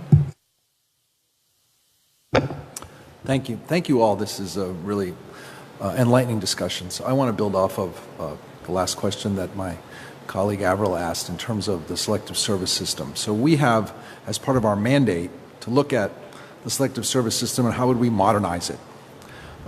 It was put back in place 40 years ago, and as you've all mentioned, the world has dramatically changed. So I'd like all of you to comment on this, but Major Byrne, you mentioned that it's a very passive system, it's kind of negative. What would you do to make it more active, more positive? And also, do you have recommendations as we think about if we were going to modernize it, what else should we do? You mentioned the need for certain skills, cyber, electricians, medical, et cetera. So thoughts on, if you were us, what changes would you recommend if we were going to keep Selective Service? I guess I'd start with Major Byrne. Well, let's see. So as I was talking about before, I think it's important to be, again, a positive system. So however you design this, it's got to look at, if I'm a young person wanting to serve, no matter in what capacity, where is it that, my value I'm bringing to the table as an individual, and that's garnered for the system that I'm going to go into. So I think that would be the main thing I'm looking at the system we have now, which does not reward you to come forward because there's a lot of options out there for people. They've always been. And so that'd be the first thing. The second thing, as I had mentioned, would be the system. You've got to go back and look at the system. Of course, as you said, it's back to the 1980s when we actually put this forward for a reason with President Carter at that point, to what has changed. And what has changed is that we, as has been mentioned, we're a little bit more vulnerable now to things that we never thought we were. And we've all talked about it, cyber, as we go along here. So we have to look at that system. So I always think, and we go through some natural disasters scenarios, and what we can use once we lose that infrastructure in order to bring the force forward. Force projection, force platforms, those kind of things. But then I always look at what do we have that still doesn't use the technology of today as we would like to see it, but deliver this what they've always done. And I go back to a system that we've had from the beginning of time, which is the U.S. Postal Service. They have technology, they use that, but when the rain and snow and they keep delivering, it's because they go back to their old system. So if we're going to look at that, we've got to look at also where we go. I don't want to go back in time, but what systems out there are working. So if you're going to deliver some notification to somebody and you can't get it by cell phone, you can't get it by email, well, the U.S. Postal Service is going to get it to you. So some of those things I think we have to look back, and maybe look back, the 1950s. I was born in the 1960s, the Civil Defense Force. There was a lot of good programs that they had going on for the whole of the nation in order to build resiliency. So I think somewhere along there, we have to look at that system and be able to build that back into it. Thank you. Other thoughts from any of our witnesses today on what you would do to modernize or change the Selective Service System? Just a quick thought. I do think that there's a need to understand the workforce of today and the labor and the skill sets. I'll just go back to my own service. I'll take my joint hat off for a moment. The Navy's been somewhat vocal on trying to get legislation to bring in folks at a much more senior level to use them, let them serve, and then let them return to industry. I think we really have to think through. It is not the Selective Service. It was started back here in the horizon where are we today, and what are we really looking for? And it may be more skill set focused. That's a John P. Polowczyk opinion, right? I do think that there's a moniker of a changing pace of technology and a changing industry that we have, and a changing labor and workforce that is not just conscription based. Yes, Ms. Schulman. Can I add to that on the skill sets? Because I wanted to piggyback on that from the Department of Defense perspective. So in the report that we provided in 2017, we actually have been looking at skill sets, and this might be a model as to go ahead and use for, say, cyber and other areas. It was in the healthcare professional delivery system. It's another model of induction of persons with special skills and qualifications that we put forward already. And so if you use that as a model for the other skill sets that are out there, that would be a good starting point, I think, as far as capturing cyber and some of the other areas. So I would just add that to augment my earlier comments, the original purpose of the Selective Service System is hard enough to actually meet that mission. Do not expand the mission, either the stated mission of the Selective Service System or the benefits that it is meant to acquire, unless that expansion is going to help you meet that original mission. There's a lot of really good ideas out about like how to expand public service and how to augment people's interest in both military and national service. Those that sometimes tie into how we might change the Selective Service System such that people will either may become more interested or maybe become more invested due to mandatory national service. Those are great ideas. It's hard enough for us to do the Selective Service System. Let's get that right first. And if I might just add, I agree completely with many of the points raised. I think it's important to think, as was mentioned, about flexible options for service, about leveraging voluntary initiatives and positive incentives. But I think when we think about national mobilization from a whole-of-nation perspective, we also have to look beyond the Selective Service System and think in particular about the demands of industrial mobilization. And beyond the great efforts of the Joint Staff on this, I don't think we have a single national authority with the responsibility to take leadership in coordinating the functions that could be required for a national industrial and technological mobilization. So I do think China has a model of a National Defense Mobilization Commission with a structure that extends down to the very local level, and regular exercises and attempts to continue to innovate in that system. So I think we might look back to our own history and to some of the paradigms that China is creating today and try to find options to think much more beyond purely military mobilization and the ways to improve selective service, how we think in a much more far-reaching manner about what a whole-of-nation mobilization, particularly this industrial dimension of it, would look like in the future. Thank you. I yield, Mr. Chairman. Thank you. Well, thank you. That concludes the first round of questions, and if everybody's hanging in there, we'll just dive right into the second round. So I'll put myself on the clock again for 5 minutes. Ms. Kania, so there's been a lot of discussion about the perceived deterrent value of the Selective Service System to a potential adversary. And since 1994, DoD has been saying that the draft serves as that deterrent.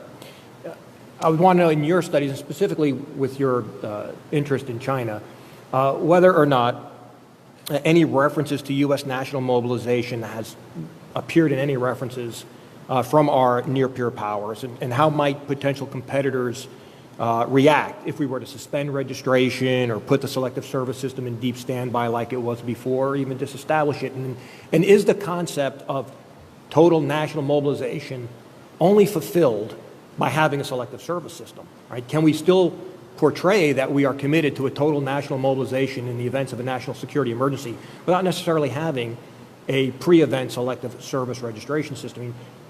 Compared to China, our total force is roughly equivalent to 10% delta in total force. So I think anybody would agree that a war of attrition with China probably does not bode well based on total population for us. So your thoughts on the true deterrent value, and if it can only be met through a pre-event Selective Service registration system? Thank you. Great questions. I'd say to start that I think deterrence is in the mind of the adversary or potential adversary, I would say. And when we think about long-term competition with China and some of these some of these risks of scenarios of outright conflict. I think we should recognize that the Selective Service system could have relevance in some of these worst-case scenarios that I hope will never come to pass. But in order to maintain deterrence and reinforce strategic stability in the region, including when we think about Chinese leaders' intentions potentially regarding Taiwan and otherwise, I do think we should preserve the Selective Service system while looking to modernize it for all of the reasons mentioned in the course of this conversation as a means of insurance. But I do think we also have to think in about developing more of a comprehensive framework for national mobilization beyond simply that of military manpower.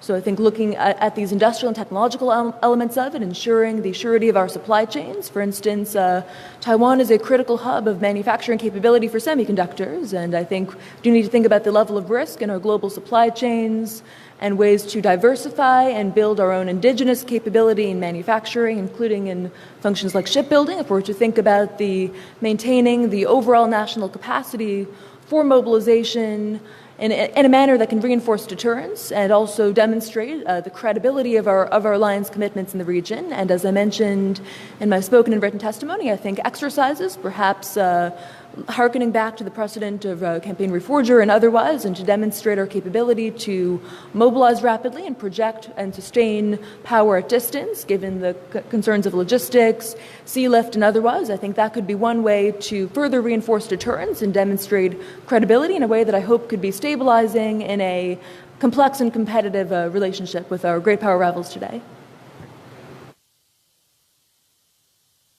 That you made regarding selective service registration being seen as kind of a negative event as opposed to a positive event, right? You get penalized if you don't do it.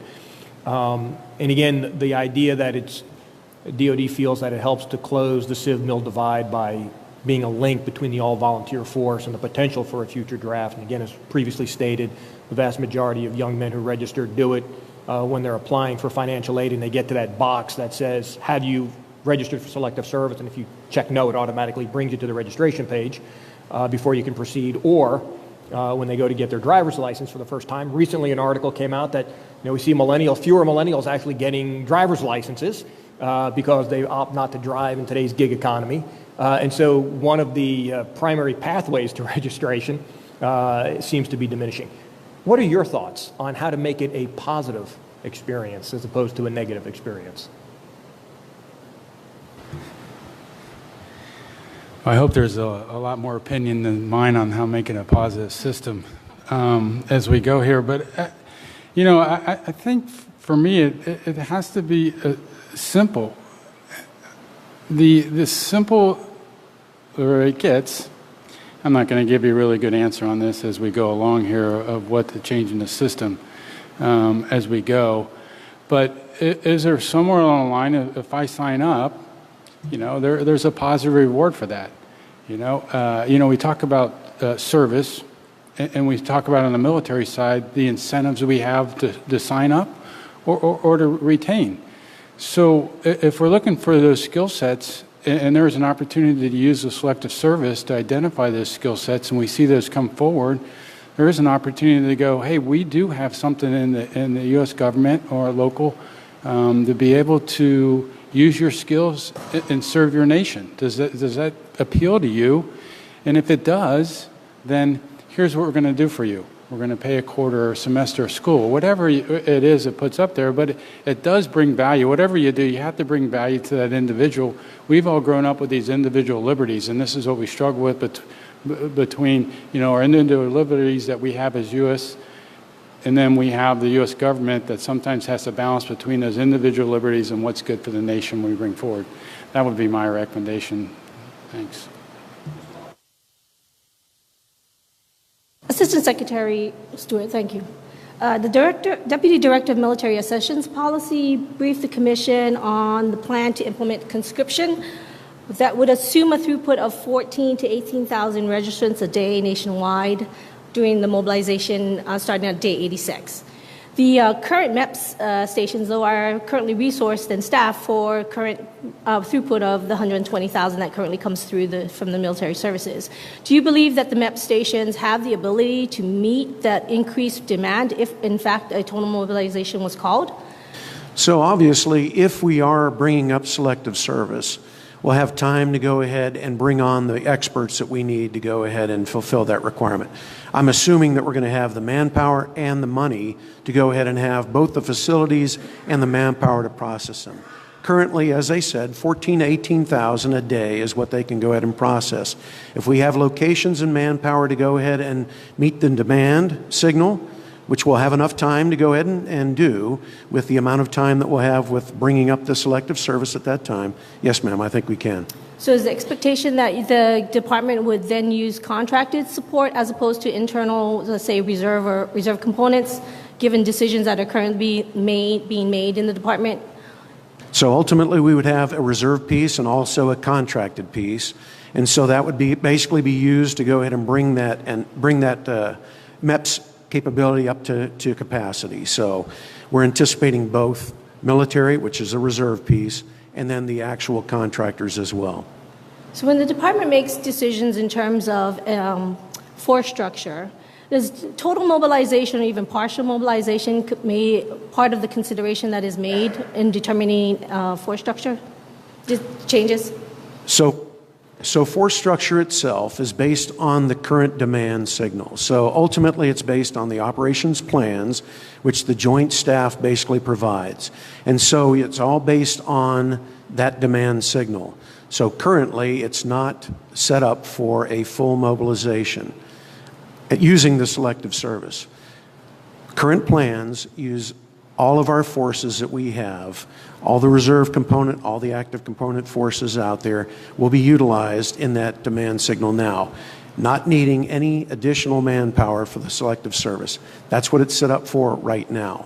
But ultimately what you're getting at is selective services if RO plans don't match what the demand signal is out there, which is, more force than what we anticipated.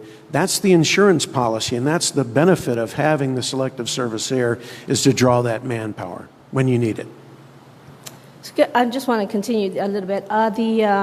Setting aside the draft and the need for Congress to actually implement a draft, the way that the selective service system is currently set up doesn't seem to actually meet some of the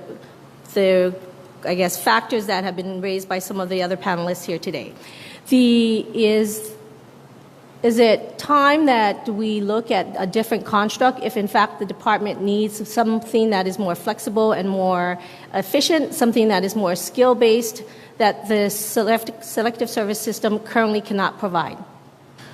So again, that's another organization, so I'm not going to tell them how to restructure themselves. But if I could go ahead and have an input to that, I would ask them to concentrate on certain skill sets, because these are the skill sets that I will need in time of war that are necessary for us to win. So that's, if I were to provide them an input, it would be in that particular area. Skill sets, if you can go ahead and screen them and provide me the manpower that I need to fill my requirements out there, that would be beneficial to us. And can you provide those skill sets today, potential skill sets that are needed today? We can't. To the selective service? The individual skill sets? Yes. So ultimately, again, in areas where we need the help, I'd use cyber, for instance, cyber warriors. I mean, in time of need, we would basically need that expertise, along with medical.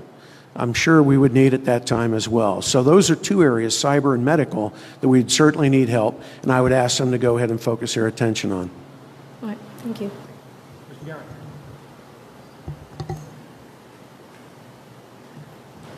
Thank you very much. Major General Byrne, perhaps I could ask you this question. Given your own impressive career working with our allies and partners, I would appreciate your reflection on any international concerns there might be about U.S. resolve if we eliminated this selective service.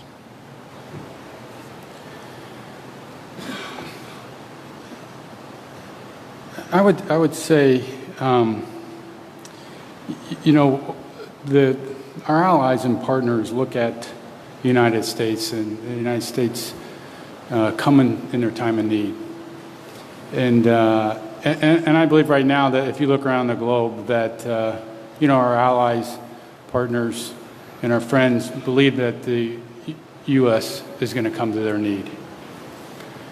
And that resolve, I think, is important to maintain. And if we would eliminate one of those aspects where it may influence of what they're thinking of is the United States change their resolve. Are they not going to come when we need it? I think that's where we need to make sure that if we do change certain things of how we project power as a U.S. Around the world, and selective service would be one aspect of that if needed. We would need to be able to communicate to our allies and friends of what have we changed, and then really with the commission of why we've made it better, why we're going to be able to do more for them, which means more for us also as we do this allies and partners around the world. Assistant Secretary Stewart, perhaps I could ask you a similar question in terms of our international allies and partners. Would you have concerns about the projection of that for U.S. resolve if we indeed eliminated the selective service?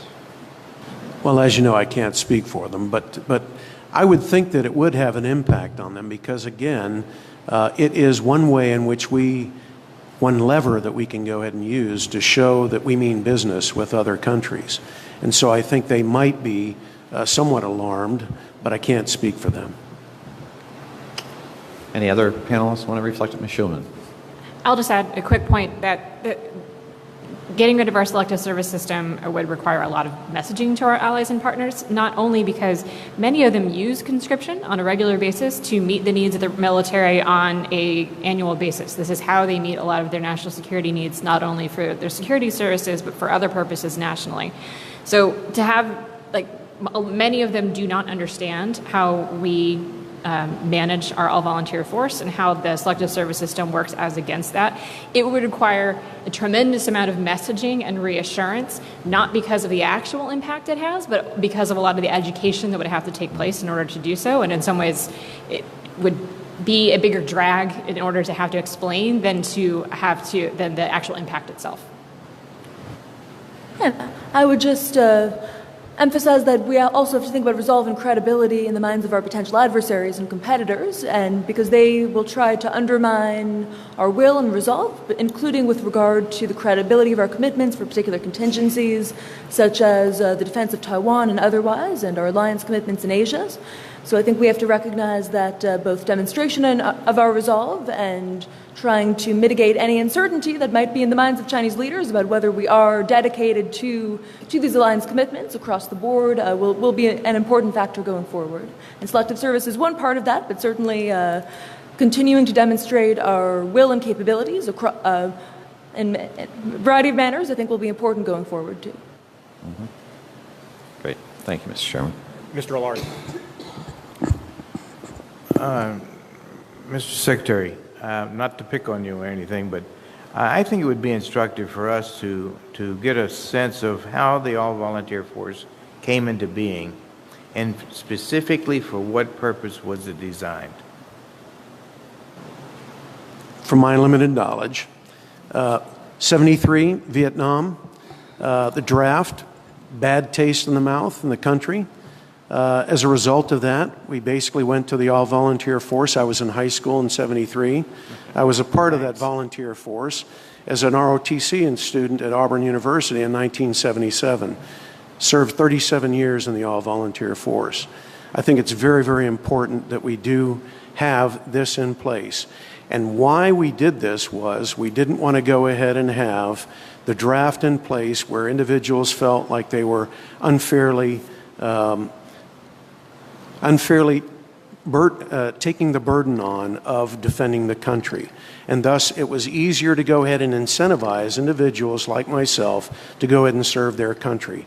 And so I think that the movement from the draft to the all-volunteer force since 1973 has been very, very successful in that we've been able to go ahead and provide the force that we need to go ahead and take on our adversaries, and it's proven itself and worthy of the attention that was put forward to bringing this about in every single conflict that we've had since Vietnam. And it's also my understanding that it was not designed to deal with ongoing permanent warfare. Is that correct? I'm not necessarily sure that's correct. Okay. Because I'm not sure of the, whenever they formulated the all-volunteer force, whether that was one of the reasons why. I do know, though, that they wanted to go ahead and have a force that basically did not have a draft, and so they wanted to try to do it with volunteers. And as I said, it's been very successful in meeting our nation's requirements. Thank you, Mr. Secretary. Yep. Thank you, Mr. Chairman. Ms. Schulman, I want to continue some of the discussion about this whole issue of the national will to support, when necessary, the mobilization of the nation in response to a national security threat. And earlier, several of the other panelists commented on that deliberative process that the nation must take, both the process that would exist, as Admiral Polowczyk described, within the executive branch in the department to determine what kind of resources and requirements might be required that go above our current capabilities and resourcing. And then also there's the political part that involves the actions of the Congress that would have to be approved by the President and signed into law. But you offered in your earlier comments kind of a tantalizing question that gets to the third part of our nation, and that is the preparedness of the American public. You mentioned that you might have some thoughts on like a K through 12 curriculum, and I'm interested in what you might think the nation could do in this area, not in the idea of militarizing our young people, but to better awaken this sense of national purpose, the opportunities to serve in a very broad sense, both in the military, national, and public, and how we might better prepare young people when they become of age to make informed decisions about how and where they might serve their nation. All right, so I'll mention a few things in response to that. First, I think in terms of, to step back a little bit, in terms of national will, we need to recall that the draft has become increasingly unpopular over the last 40 years or so. Even during Vietnam, draft was very unpopular. The war continued. During World War II, draft was middlingly popular. The war continued. Politicians don't necessarily pay attention to national will when they're making decisions about use of force, deployment, conscription, and they don't necessarily make decisions on whether or not to curtail those conflicts. Corollary to that is that if you can trust polling, is that the American people overall are increasingly in favor of a far more restrained foreign policy by the United States. And the rationale for that is questionable. Is it because we've been at war for 20 years? Is it because this is just our national tendency as a nation? There's not enough study, in my view, to actually make a final statement on what the reason behind that is. Next thing I would say is that when you look at how the federal government recruits people into its service, this system is in large part delegated to I would call human capital, human resource managers, and very distinct from the actual people who are serving the mission on a day-to-day basis. As a result, people who, somebody who is in college or in grad school or wanting to serve the American people are not put into direct touch with somebody like me who worked in government for 10 years, or somebody like many of the folks on the panel who might provide a better perspective on here's what it's like to serve, here are your opportunities, and here's that access. We've increasingly cut off those who are performing the mission on a day-to-day basis from the American people and made what they do less transparent, less accessible, and less understandable to folks in college, folks in K through 12, and folks in the broader economy. We need to reverse all of those tendencies, starting with making what the federal government does more transparent to the American people, having them more involved in the recruitment efforts to bring in talent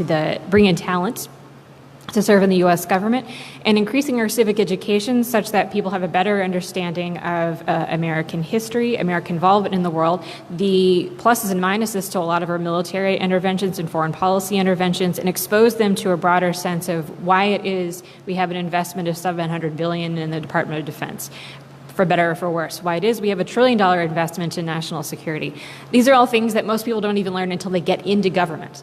If we want to have better understanding, better access to the American people in terms of having them be willing to serve in some form or fashion, they need to first have exposure to what it is we do every day, and we need to stop pretending as though that needs to be a secret, to start with having better briefings at the Department of Defense, if my colleagues could carry that back, to directly to the American people and to the press about what it is we're engaging in right now. I could go on at length. I'll stop there. No, I thank you very much for that, because we have certainly heard there's a tremendous need to improve the general awareness through things like civic education in our nation, to make the American public better informed, as you said, through transparent processes, and ultimately for them to intelligently exercise their sacred right to vote. Thank you. Thank you, Mr. Chairman. Thank you, Mr. Chairman. Secretary Stewart, in one of your previous responses to a question, you mentioned the healthcare professional delivery system. Some people call it the doctor draft. And you talked about that as a reasonable way of being able to infuse specialty skills or critical skills into the military. My question is, when I think about that system, one of the things that makes that doable is that healthcare professionals, for the most part, are licensed. They're licensed by a state. It's easy, maybe not easy, but it is possible to reach into those licensing systems within a state, maybe to compel a state to provide that information. My question is, when I think about other critical skills, and we've had a lot of discussion about critical skills, when I think about cyber, when I think about some of the other critical skills, even when we get into some of the skills electricians and in the industrial base, how would you propose developing a similar system for those critical skills that are not tied to a license? Maybe they're tied to a certification.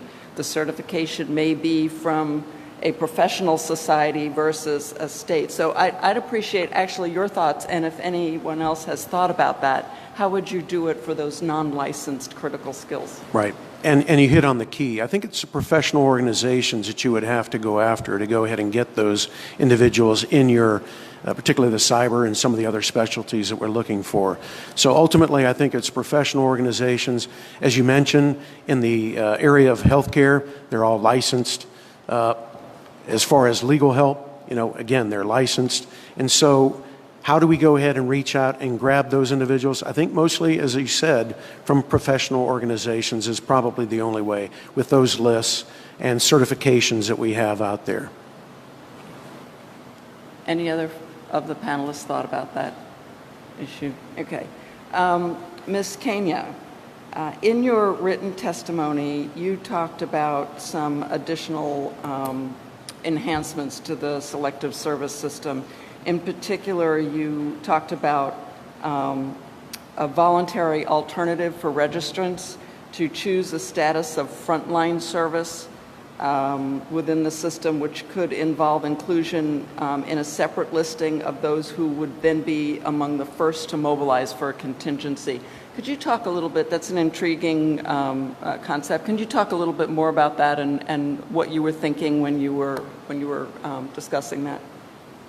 Sure. So I think my thinking was very much in line with the conversation we've been having about the criticality of skill sets and the challenge of identifying those who do have this expertise and professional experience. And I think, as we've been discussing, I think having positive alternatives and really leveraging voluntary initiatives and the patriotism of the American people who may hope to contribute in a time of national emergency and giving them a channel through which to do so. And in terms of the identification of those who do have those skill sets, having a sort of voluntary augmented process of signing up in which you self-identify if you have language skills or technical proficiencies. That could be one way to to perhaps augment the existing system, but I'll defer to the expertise of those who are more familiar with selective service. And I'd add that looking at the model that the Chinese military is starting to use today, they also have a number of militias that they're building up at the local level, recruiting those who might have experience in industry or even artificial intelligence engineers, and trying to think about developing new types of militias. And that's also something we have a tradition of in our own history, and we could look for whether continuing to augment the reserves and National Guard or new opportunities to leverage those who may be dedicated to service but not give them options that have greater flexibility than a full career in that national or public service. Do you think that that voluntary service of somebody coming forward to go first, do you think that would need to be incentivized? I think there could be certain incentives included in that system, perhaps optionality in terms of education or other, looking at the precedents we've used with success in our all-volunteer force, and perhaps that could also be augmented with an annual optional program of training or education, so that when we're thinking about what it would actually require to mobilize human capital for selective service, that there are those in the system who have experience and have been through the processing of MEPs and otherwise, and who are prepared or registered in some sense to do so. And I think in the theme of exercising and demonstrating preparedness in ways that reinforce the credibility of the system as one element of our overall deterrent and demonstration of resolve, I think having new options or perhaps new tracks within that system, while also recognizing that its core purpose would be for some more extreme circumstances. You could imagine that sort of new track or new tier even having a lot of relevance if we're thinking about natural disasters or other kinds of national emergency beyond the contingency of much lesser likelihood of a large-scale conflict. So I think definitely I'm not an expert on the selective service system, but perhaps something to consider in line with our overall conversation on the importance of identifying these critical skill sets. Thank you. Thank you, Mr. Chairman. So I'd like to dig a little deeper on this issue. So we've talked a lot about skill sets and leveraging the talent of the American people in times of crisis. But earlier in both your testimony, Assistant Secretary Stewart, and also Ms. Kania, you talked about things like fairness. You said that our system should be flexible, scalable, and fair. And you talked about the idea of, in the past, people that were unskilled, people that were, that everybody should be sort of on the hook for call-up, no matter who they are or where they come from, because of the issue of fairness. And Ms. Kania, you talked about diversity and inclusion, sort of in a similar vein. How do you each balance that sort of societal requirement with what we were just talking about in terms of tapping specific skill sets in times of need? Sure. I guess I would say when we're thinking about the long-term challenge of strategic competition with a rival like China, who I believe is a potential adversary, but not inevitably one, I think thinking about peacetime mobilization, so to speak, for this competition, and in really recognizing what are our core strengths as a nation relative to the size, for instance, of the Chinese economy or population. And I do believe that in line with our values, and also from a pragmatic perspective, diversity and inclusion and welcoming those who are inspired to serve is really should be core to how we think about fully leveraging the talents of the American people, as well as perhaps the MAVNI program and otherwise, immigrants who could contribute critically to our national defense, and building upon the long tradition of immigrants serving in the U.S. military with honor and with distinction. So I think that there certainly are questions of fairness when we think about how to have a system in the form of selective service that is universally applicable and ensures that all Americans have skin in the game, so to speak, or do have a stake in our national defense. I think that's important, but I think first and foremost we need to think about leveraging those who desire to serve, and in some cases may be today being excluded from doing so for reasons that are not directly correlated with their capacity to make critical contributions to our national security. So I think first and foremost recognizing who we are and how we best embrace that diversity as a source of strength relative to competitors who have other potential systemic advantages will be critical going forward. So let me piggyback on that. The fairness, skin in the game, obviously are key. Not everyone is going to meet those skill set requirements that we have, but everyone has an obligation, in my view, to go ahead and serve their country. And so the fairness piece is that it gives everyone the opportunity to go ahead and serve in a random way. The fairness piece I was looking at is it's random in nature, and you want to make sure that it's set up for a fair process. And again, the way the Selective Service is set up right now, a random drawing, I mean, it basically is based on the age group that you have there that you're looking for. But back to the fairness piece, everyone should be a part of the process itself. Yes, we're worried about some skill sets that we have shortages in, but ultimately everyone we want to serve. Thank you. My other question is for the other panelists, and that is the uncomfortable emerging consensus that the homeland is no longer a sanctuary in emerging potential scenarios. I don't know that Americans are, to your point, Ms. Schulman, like educated about that potentiality.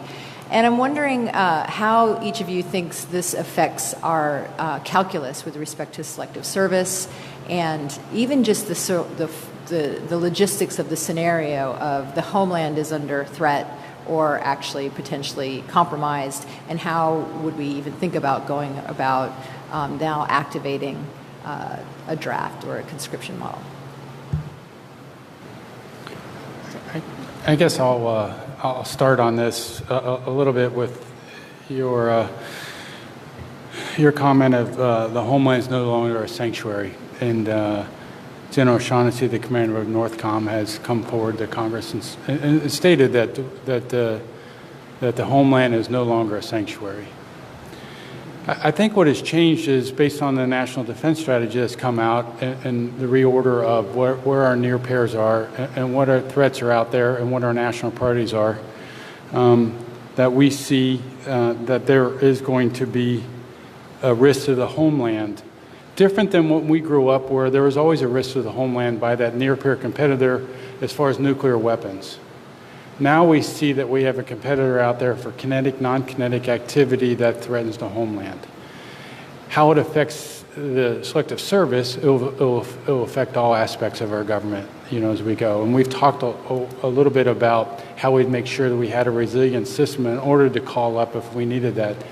When I look at the Selective Service, our national leadership have made certain decisions, or a catastrophic event has happened to make us get to the Selective Service, because we've jumped through a number of hoops at that point, which is, we've used all the actives at that point.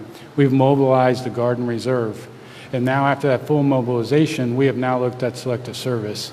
So I think as we march along there, we talked a little bit about the American people committing to this or understanding what's going on. I think there's going to be an event, just like 9/11, just like Pearl Harbor. I don't know what it will be, but when we see that, I think the American people will rally around, and that we won't have to worry as much as we think we do about that national commitment that we're worried about. I think the event will happen.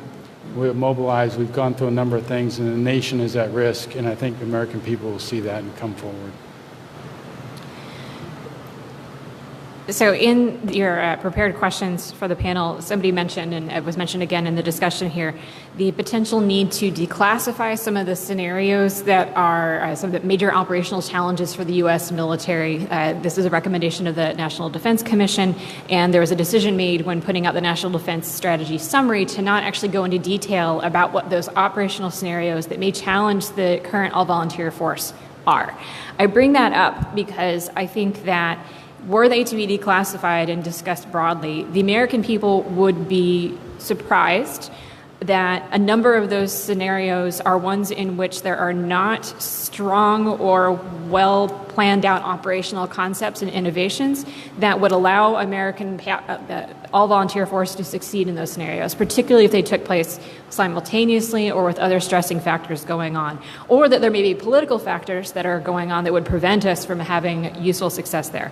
I raise that because I think, to your point about the Homeland being under threat, being a surprise to the American people, there is a tendency in discussing national defense to talk about the U.S. military as the strongest in the world. We never lose. We have had all successes, and here are all the wonderful things that are great about us. And all of those things can be true while also acknowledging weaknesses, challenges that we've experienced in the last 2 decades of conflict, the potential to face really catastrophic losses and possible scenarios that are part of that list of in the National Defense Strategy, and just the fact that we need to have a better conversation about the fact that even $700 billion of investment in the all-volunteer force is not a 100% insurance policy against threat to the American people. Those are conversations that I think it should be okay to have and to speak aloud, but if you look at whenever the Secretary of Defense, the Chairman of Joint Chiefs, testifies before Congress, that's not the tenor of the conversation. And I understand why, but as a result of that, we're talking about defense in a very different way than I think we need to be going forward.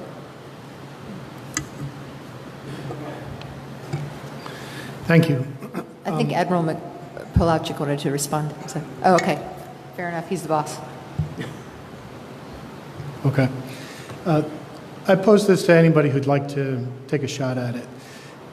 We're going through this. Well, first we've all spoken about the knowns and unknowns, that the inability to accurately predict what's coming next.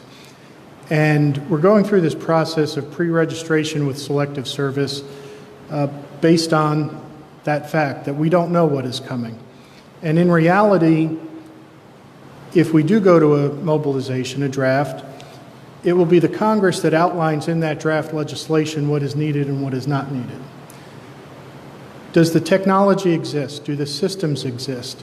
Is there the capability, if Selective Service and that pre-registration did not exist, for us to reach into the population based on what Congress puts in that draft legislation and call up those resources that are needed?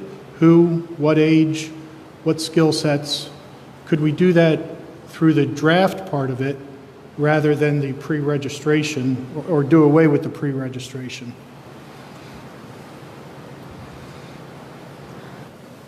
I'm less familiar with the status of U.S. planning, but I can say that the Chinese military and Chinese leaders are thinking about options to collect better data, to have greater understanding of the resources available and the requirements, including ongoing research on the needs of national defense mobilization. And there's interest in, for instance, using better data analytics, even artificial intelligence, to move towards a model of smart mobilization that could leverage, for instance, infrastructure of future smart cities and the amounts of data available to better assess the requirements and enable rapid deployment of resources in response. So perhaps we can also explore some creative and technical solutions of our own and recognize that despite and beyond the hype, technologies like artificial intelligence could perhaps be transformative, not simply in frontline functions, but also as a means of supporting the coordinating, scheduling, and mobilization of the range of resources that could be required for a whole-of-nation mobilization going forward. So perhaps something to consider on that front.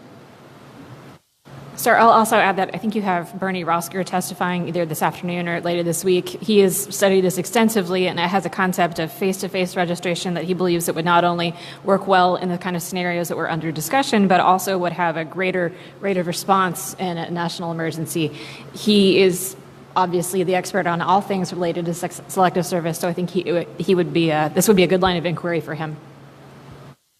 And I guess my only input would be, what would be the cost for the new setup that you have when you already have something that is providing us that service? So if Congress were to go ahead and do that, ultimately there would be some sort of structure and some sort of processes that are put in place. How long would it take? How much does it cost? Those would be my two questions on that.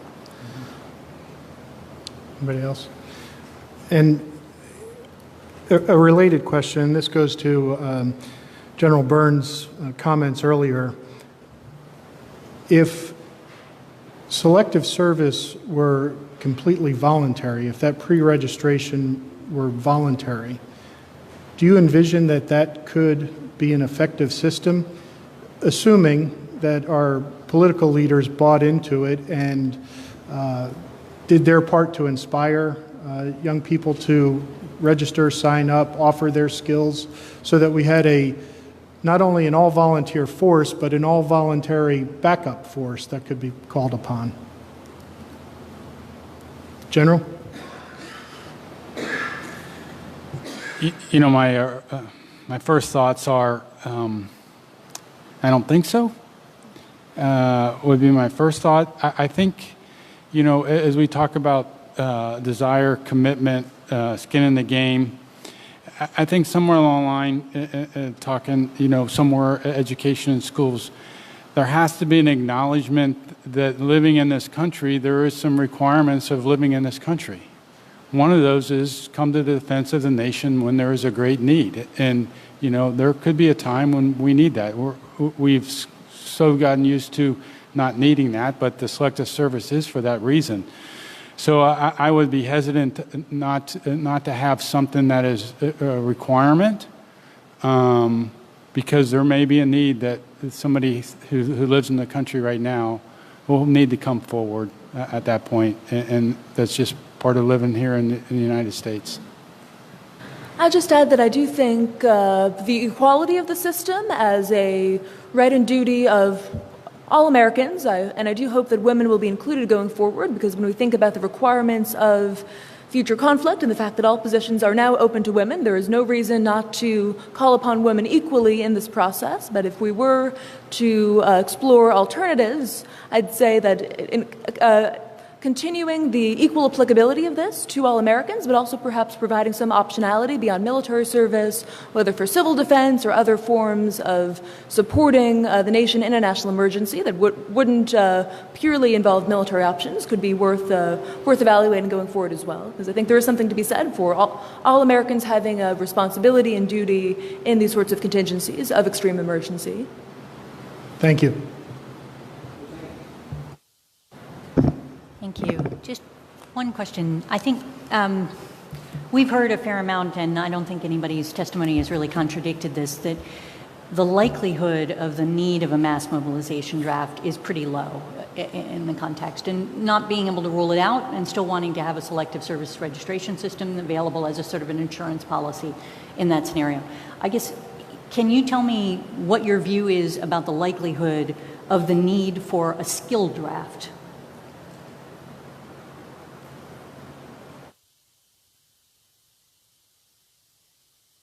Can you clarify that? Yeah, I was going to bit? say, yeah. Apologies. Okay, so a draft that is basically like the doctor draft or a cyber draft. In other words, a draft for a specific skill set that you and I need to target. I wanted to go back to this a little bit, and you know, we've got into the skill sets and what may or may not be required. I think it's important that I'll put an analogy of a football team. You know, and you need a number of players on the team. So you as a coach or manager and owner of that team, you want to have the ability to field a team with players that, one, fulfill your requirement to win the game. Two is not limit who you can put in what positions. So you would like to have a broad base, which you were talking about, fair, equitable across, in order to get those skill sets, in order to put a tackle in or a center or a wide receiver. And then also, depending on who's on the other side of the field, you know, as you do your analysis, it's going to change between this near competitor, or one of the other threes, or whoever comes up in the future. So I think that would be important as we talk about, you know, what do we need? I think we need to be able to have that plethora of players out there in order to field a team that makes sense for that coach or that manager that's putting that together, and we're dependent on him to win that game. I'll just add, I think we need to insert into that scenario the potential that the United States has set a requirement for whether it be doctors or cyber technicians or electricians or whatever it is, unless it is a true emergency where they need everyone to show up tomorrow, they have other mechanisms to be able to bring those sort of skill sets on, whether it be contracting, recruiting, or something else. In which case, if there's a need to be able to conscript those kinds of skill sets, is this a scenario in which there is a resistance from those people in those skill sets to be able to come on board?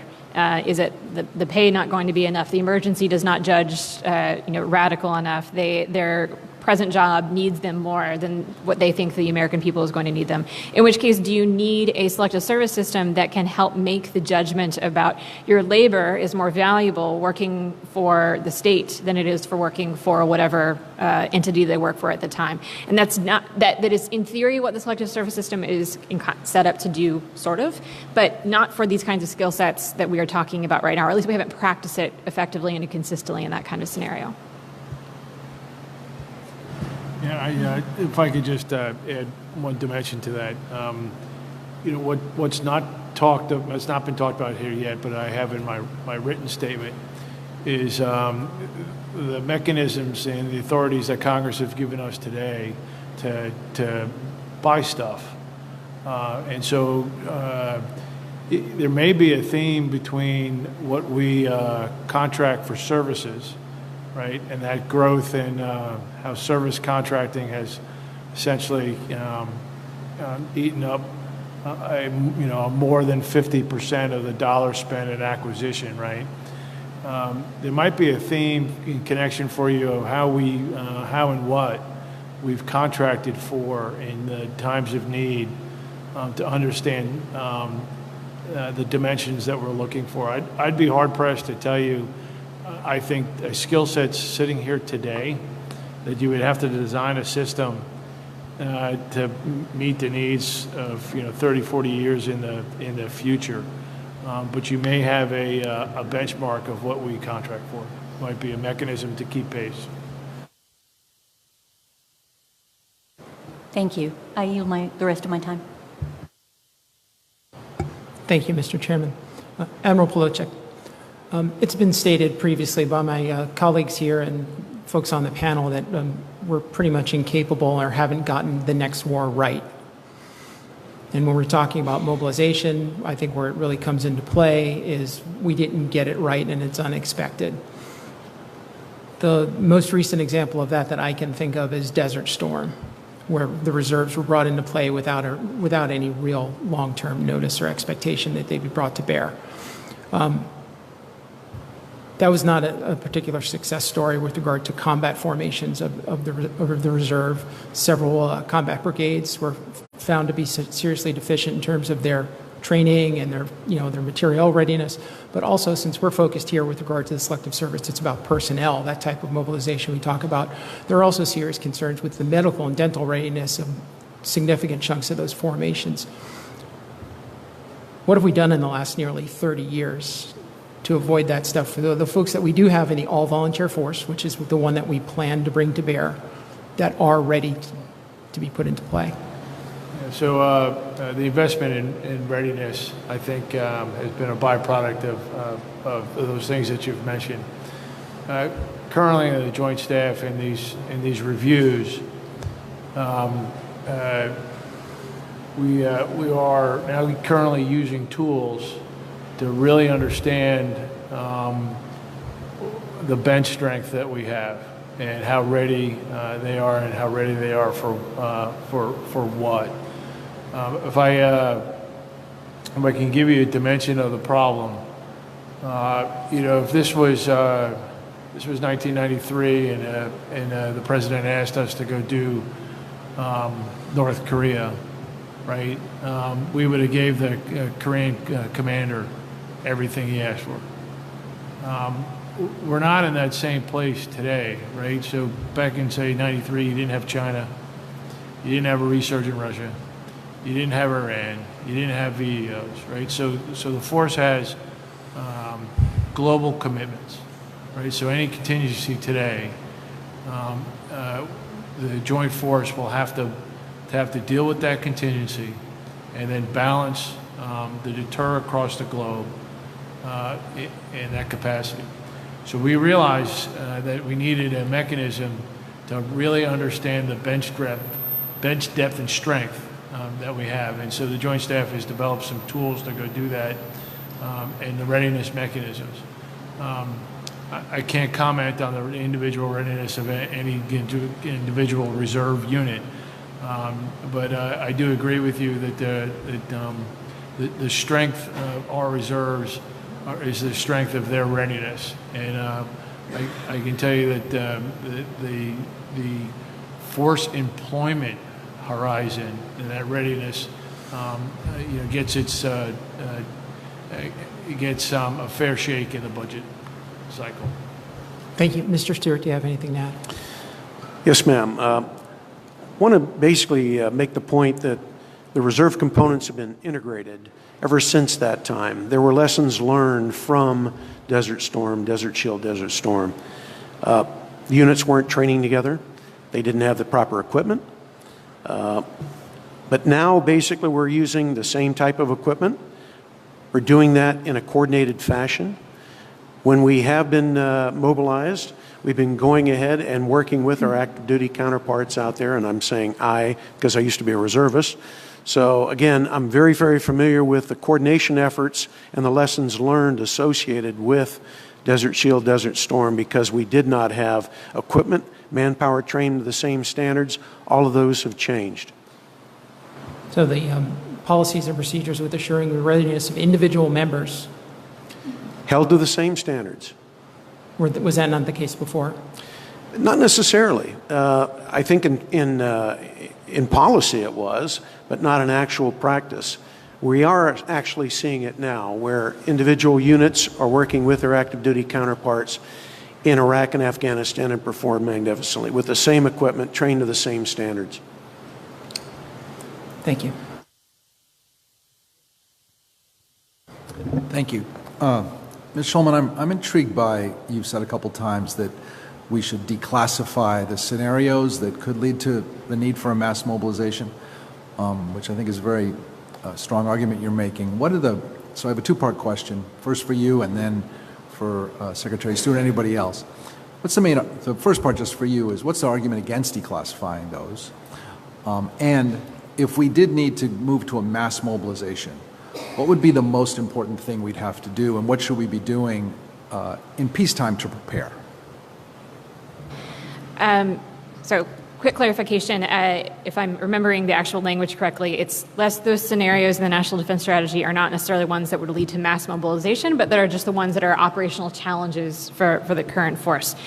And so I think there's I will also add that there's a potential for not having the Department of Defense declassify them, but having the broader defense community sort of acknowledge that they are there.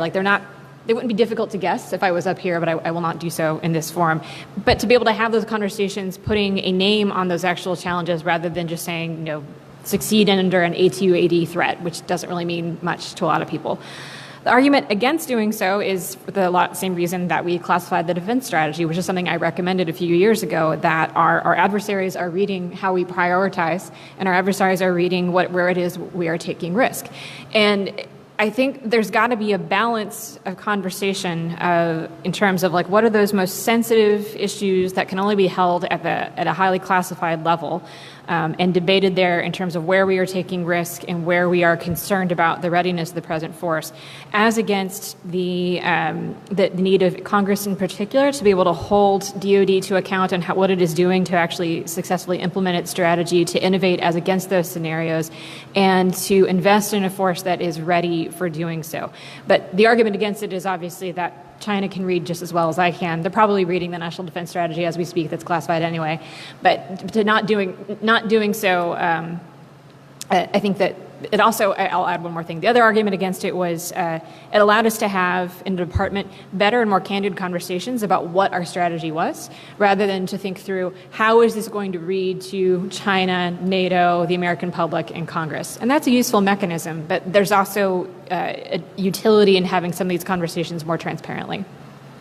And if we did have to engage in mass mobilization, what would be the most important thing we'd have to do, and how do we prepare for that during peacetime? Most important thing that we have to do and prepare for it during peacetime. Does anyone else want to take a swag at that while I'm thinking?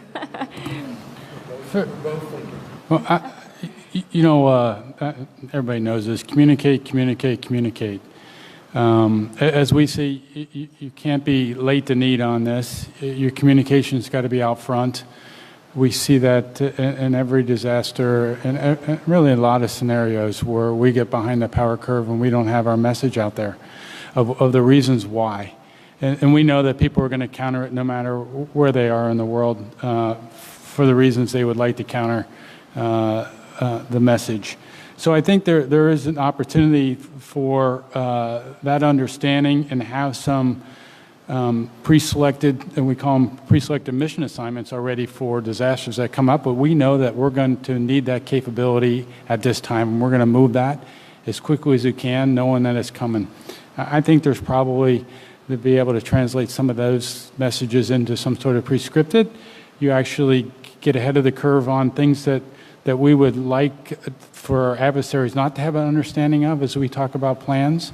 And there is some benefit to do both, but I think some things that are being said here could be pre-scripted, could be already cleared, and then they come out with the right person saying it, to be able to communicate that we're going to mobilize selective service, those kind of things.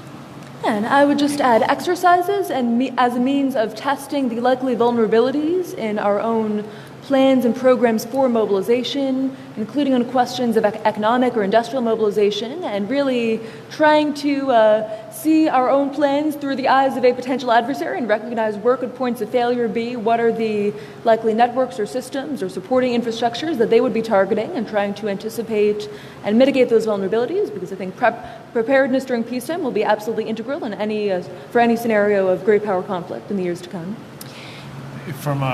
I can tell you from a joint staff perspective, since I own the industrial base and the mobilization there, I'd frame it a little differently. I'd frame it to understand how we mobilize our innovation base, right? And so large-scale conflict, long-term conflict with a thinking adversary, I think we're going to have to first figure out how to get those folks in our capacity to innovate. That's where I see that the gray matter needs to be spent on figuring out not just how to mobilize the industrial base and what may that look like. How do we motivate the innovation base so we can continue to be ahead of our thinking adversary?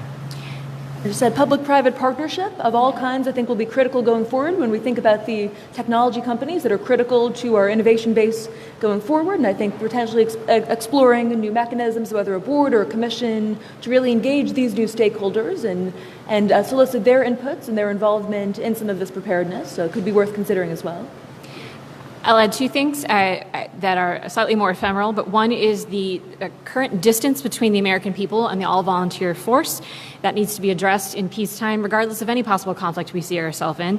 Right now, I believe that if you ask the American people, 60% of them say they have some kind of direct connection to the military. If you look at people under the age of 30, that number goes down to 30% have some kind of direct connection with the military.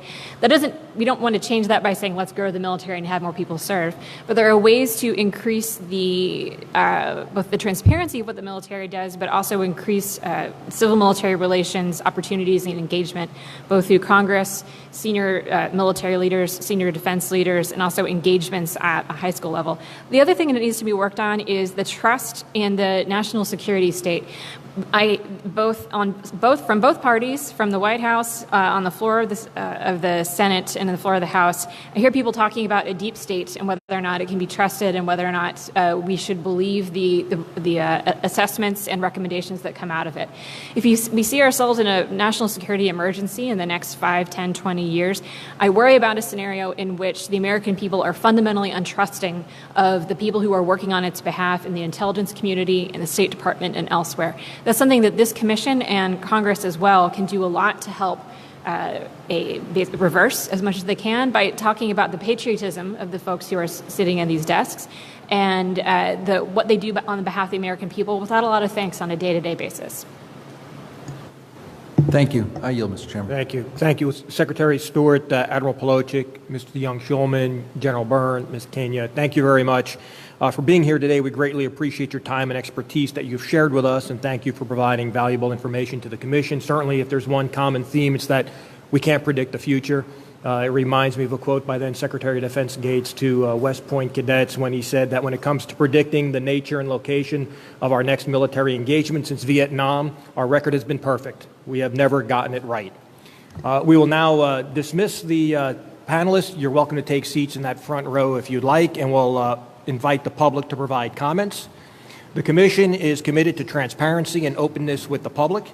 In keeping with these principles, the Commission intends to provide the public with an opportunity to deliver public comments during our hearings.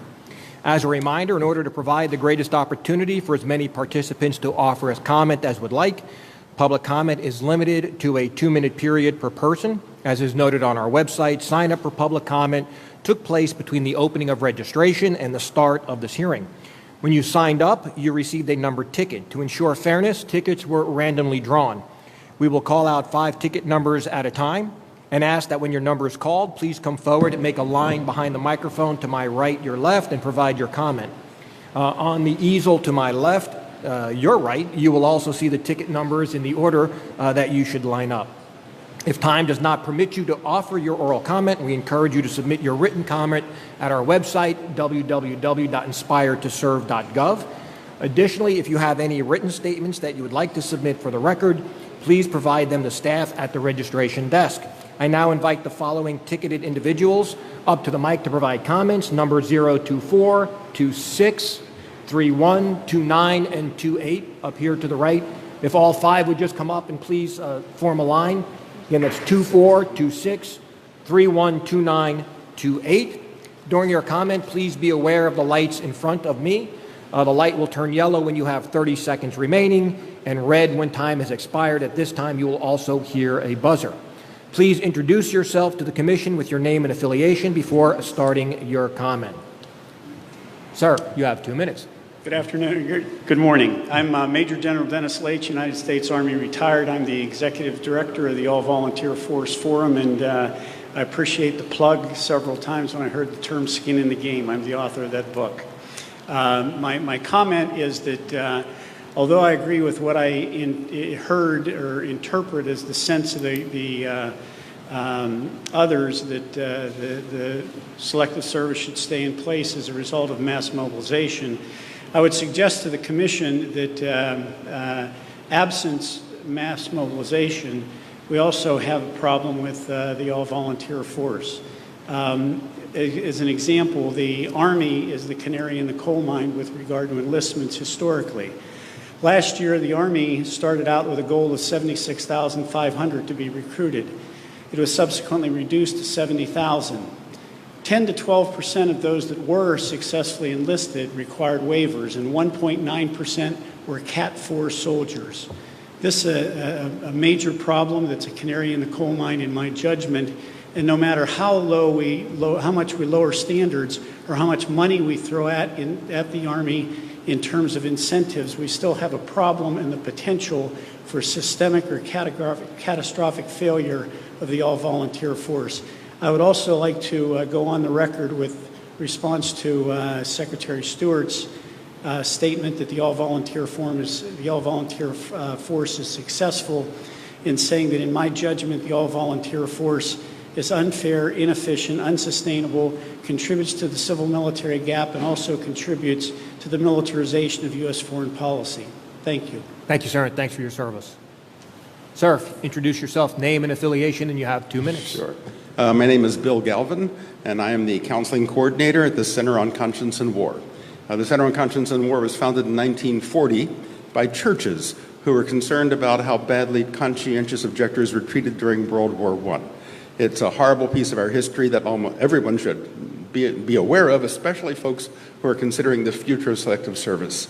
I want to talk to you a little bit today about the Hutterites. The Hutterites are a religious pacifist community who, like many religious communities, came to the United States seeking freedom to exercise their freedom of religion, including their pacifist beliefs, Those that came shortly before World War I had assurances from President Wilson that they would not have to worry about conscription for at least 50 years. When the registration requirement happened, these are law-abiding people, they registered. Under the law at that time, if you were drafted, you were in the military. If you were a conscientious objector, you could apply to do non-combat service. But if your convictions said, I can't do any of this, and the Hutterites couldn't even wear a military uniform, they were court-martialed, they were brutally treated. A number of them died in military prison. This book is all about their experiences in World War I, and it includes firsthand accounts from many people who were brutalized. There's a picture one of them drew. And there's actually a brick at the World War I Museum memorializing a couple of the Hutterites that were killed during World War I by the U.S. Army in the U.S. military prisons. Now, during World War II, a military base wanted to expand into some of their land. They would not sell to the military. And when the government exercised eminent domain and took the land and sent them a check, they refused to accept the check. And that's how deeply these folks believe in their beliefs. They came here in the summer of 2017. 4 leaders from the Hutterite Church met with me. I took them to Selective Service. They said very clearly and unequivocally, if the draft is extended to women, they will violate that law. Thank you, sir. Okay, so we originally called 24, 6, 26, 31, 29, 28. Some folks may have either had their questions answered or have departed. Numbers 30, 25, and 27. If you're here and would like to offer a comment, please come up to the mic.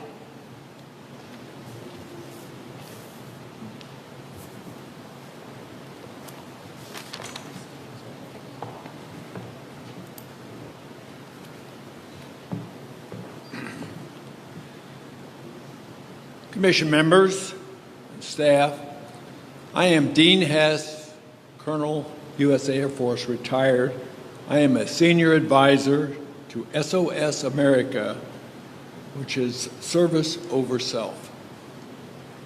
As a retired Air Force officer and business consultant concerned with the need for continuing renewal of our country, I commend the SOS America initiative as a part, hopefully a big part, of the solution to modernize the Selective Service system.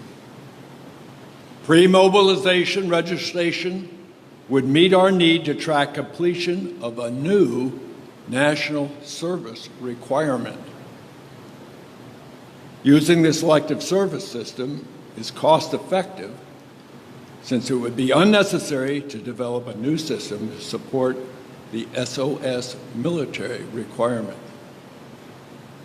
General John Borling, our chairman, has testified before you here in Washington, but I take this opportunity to emphasize that the military is the most respected institution in the nation.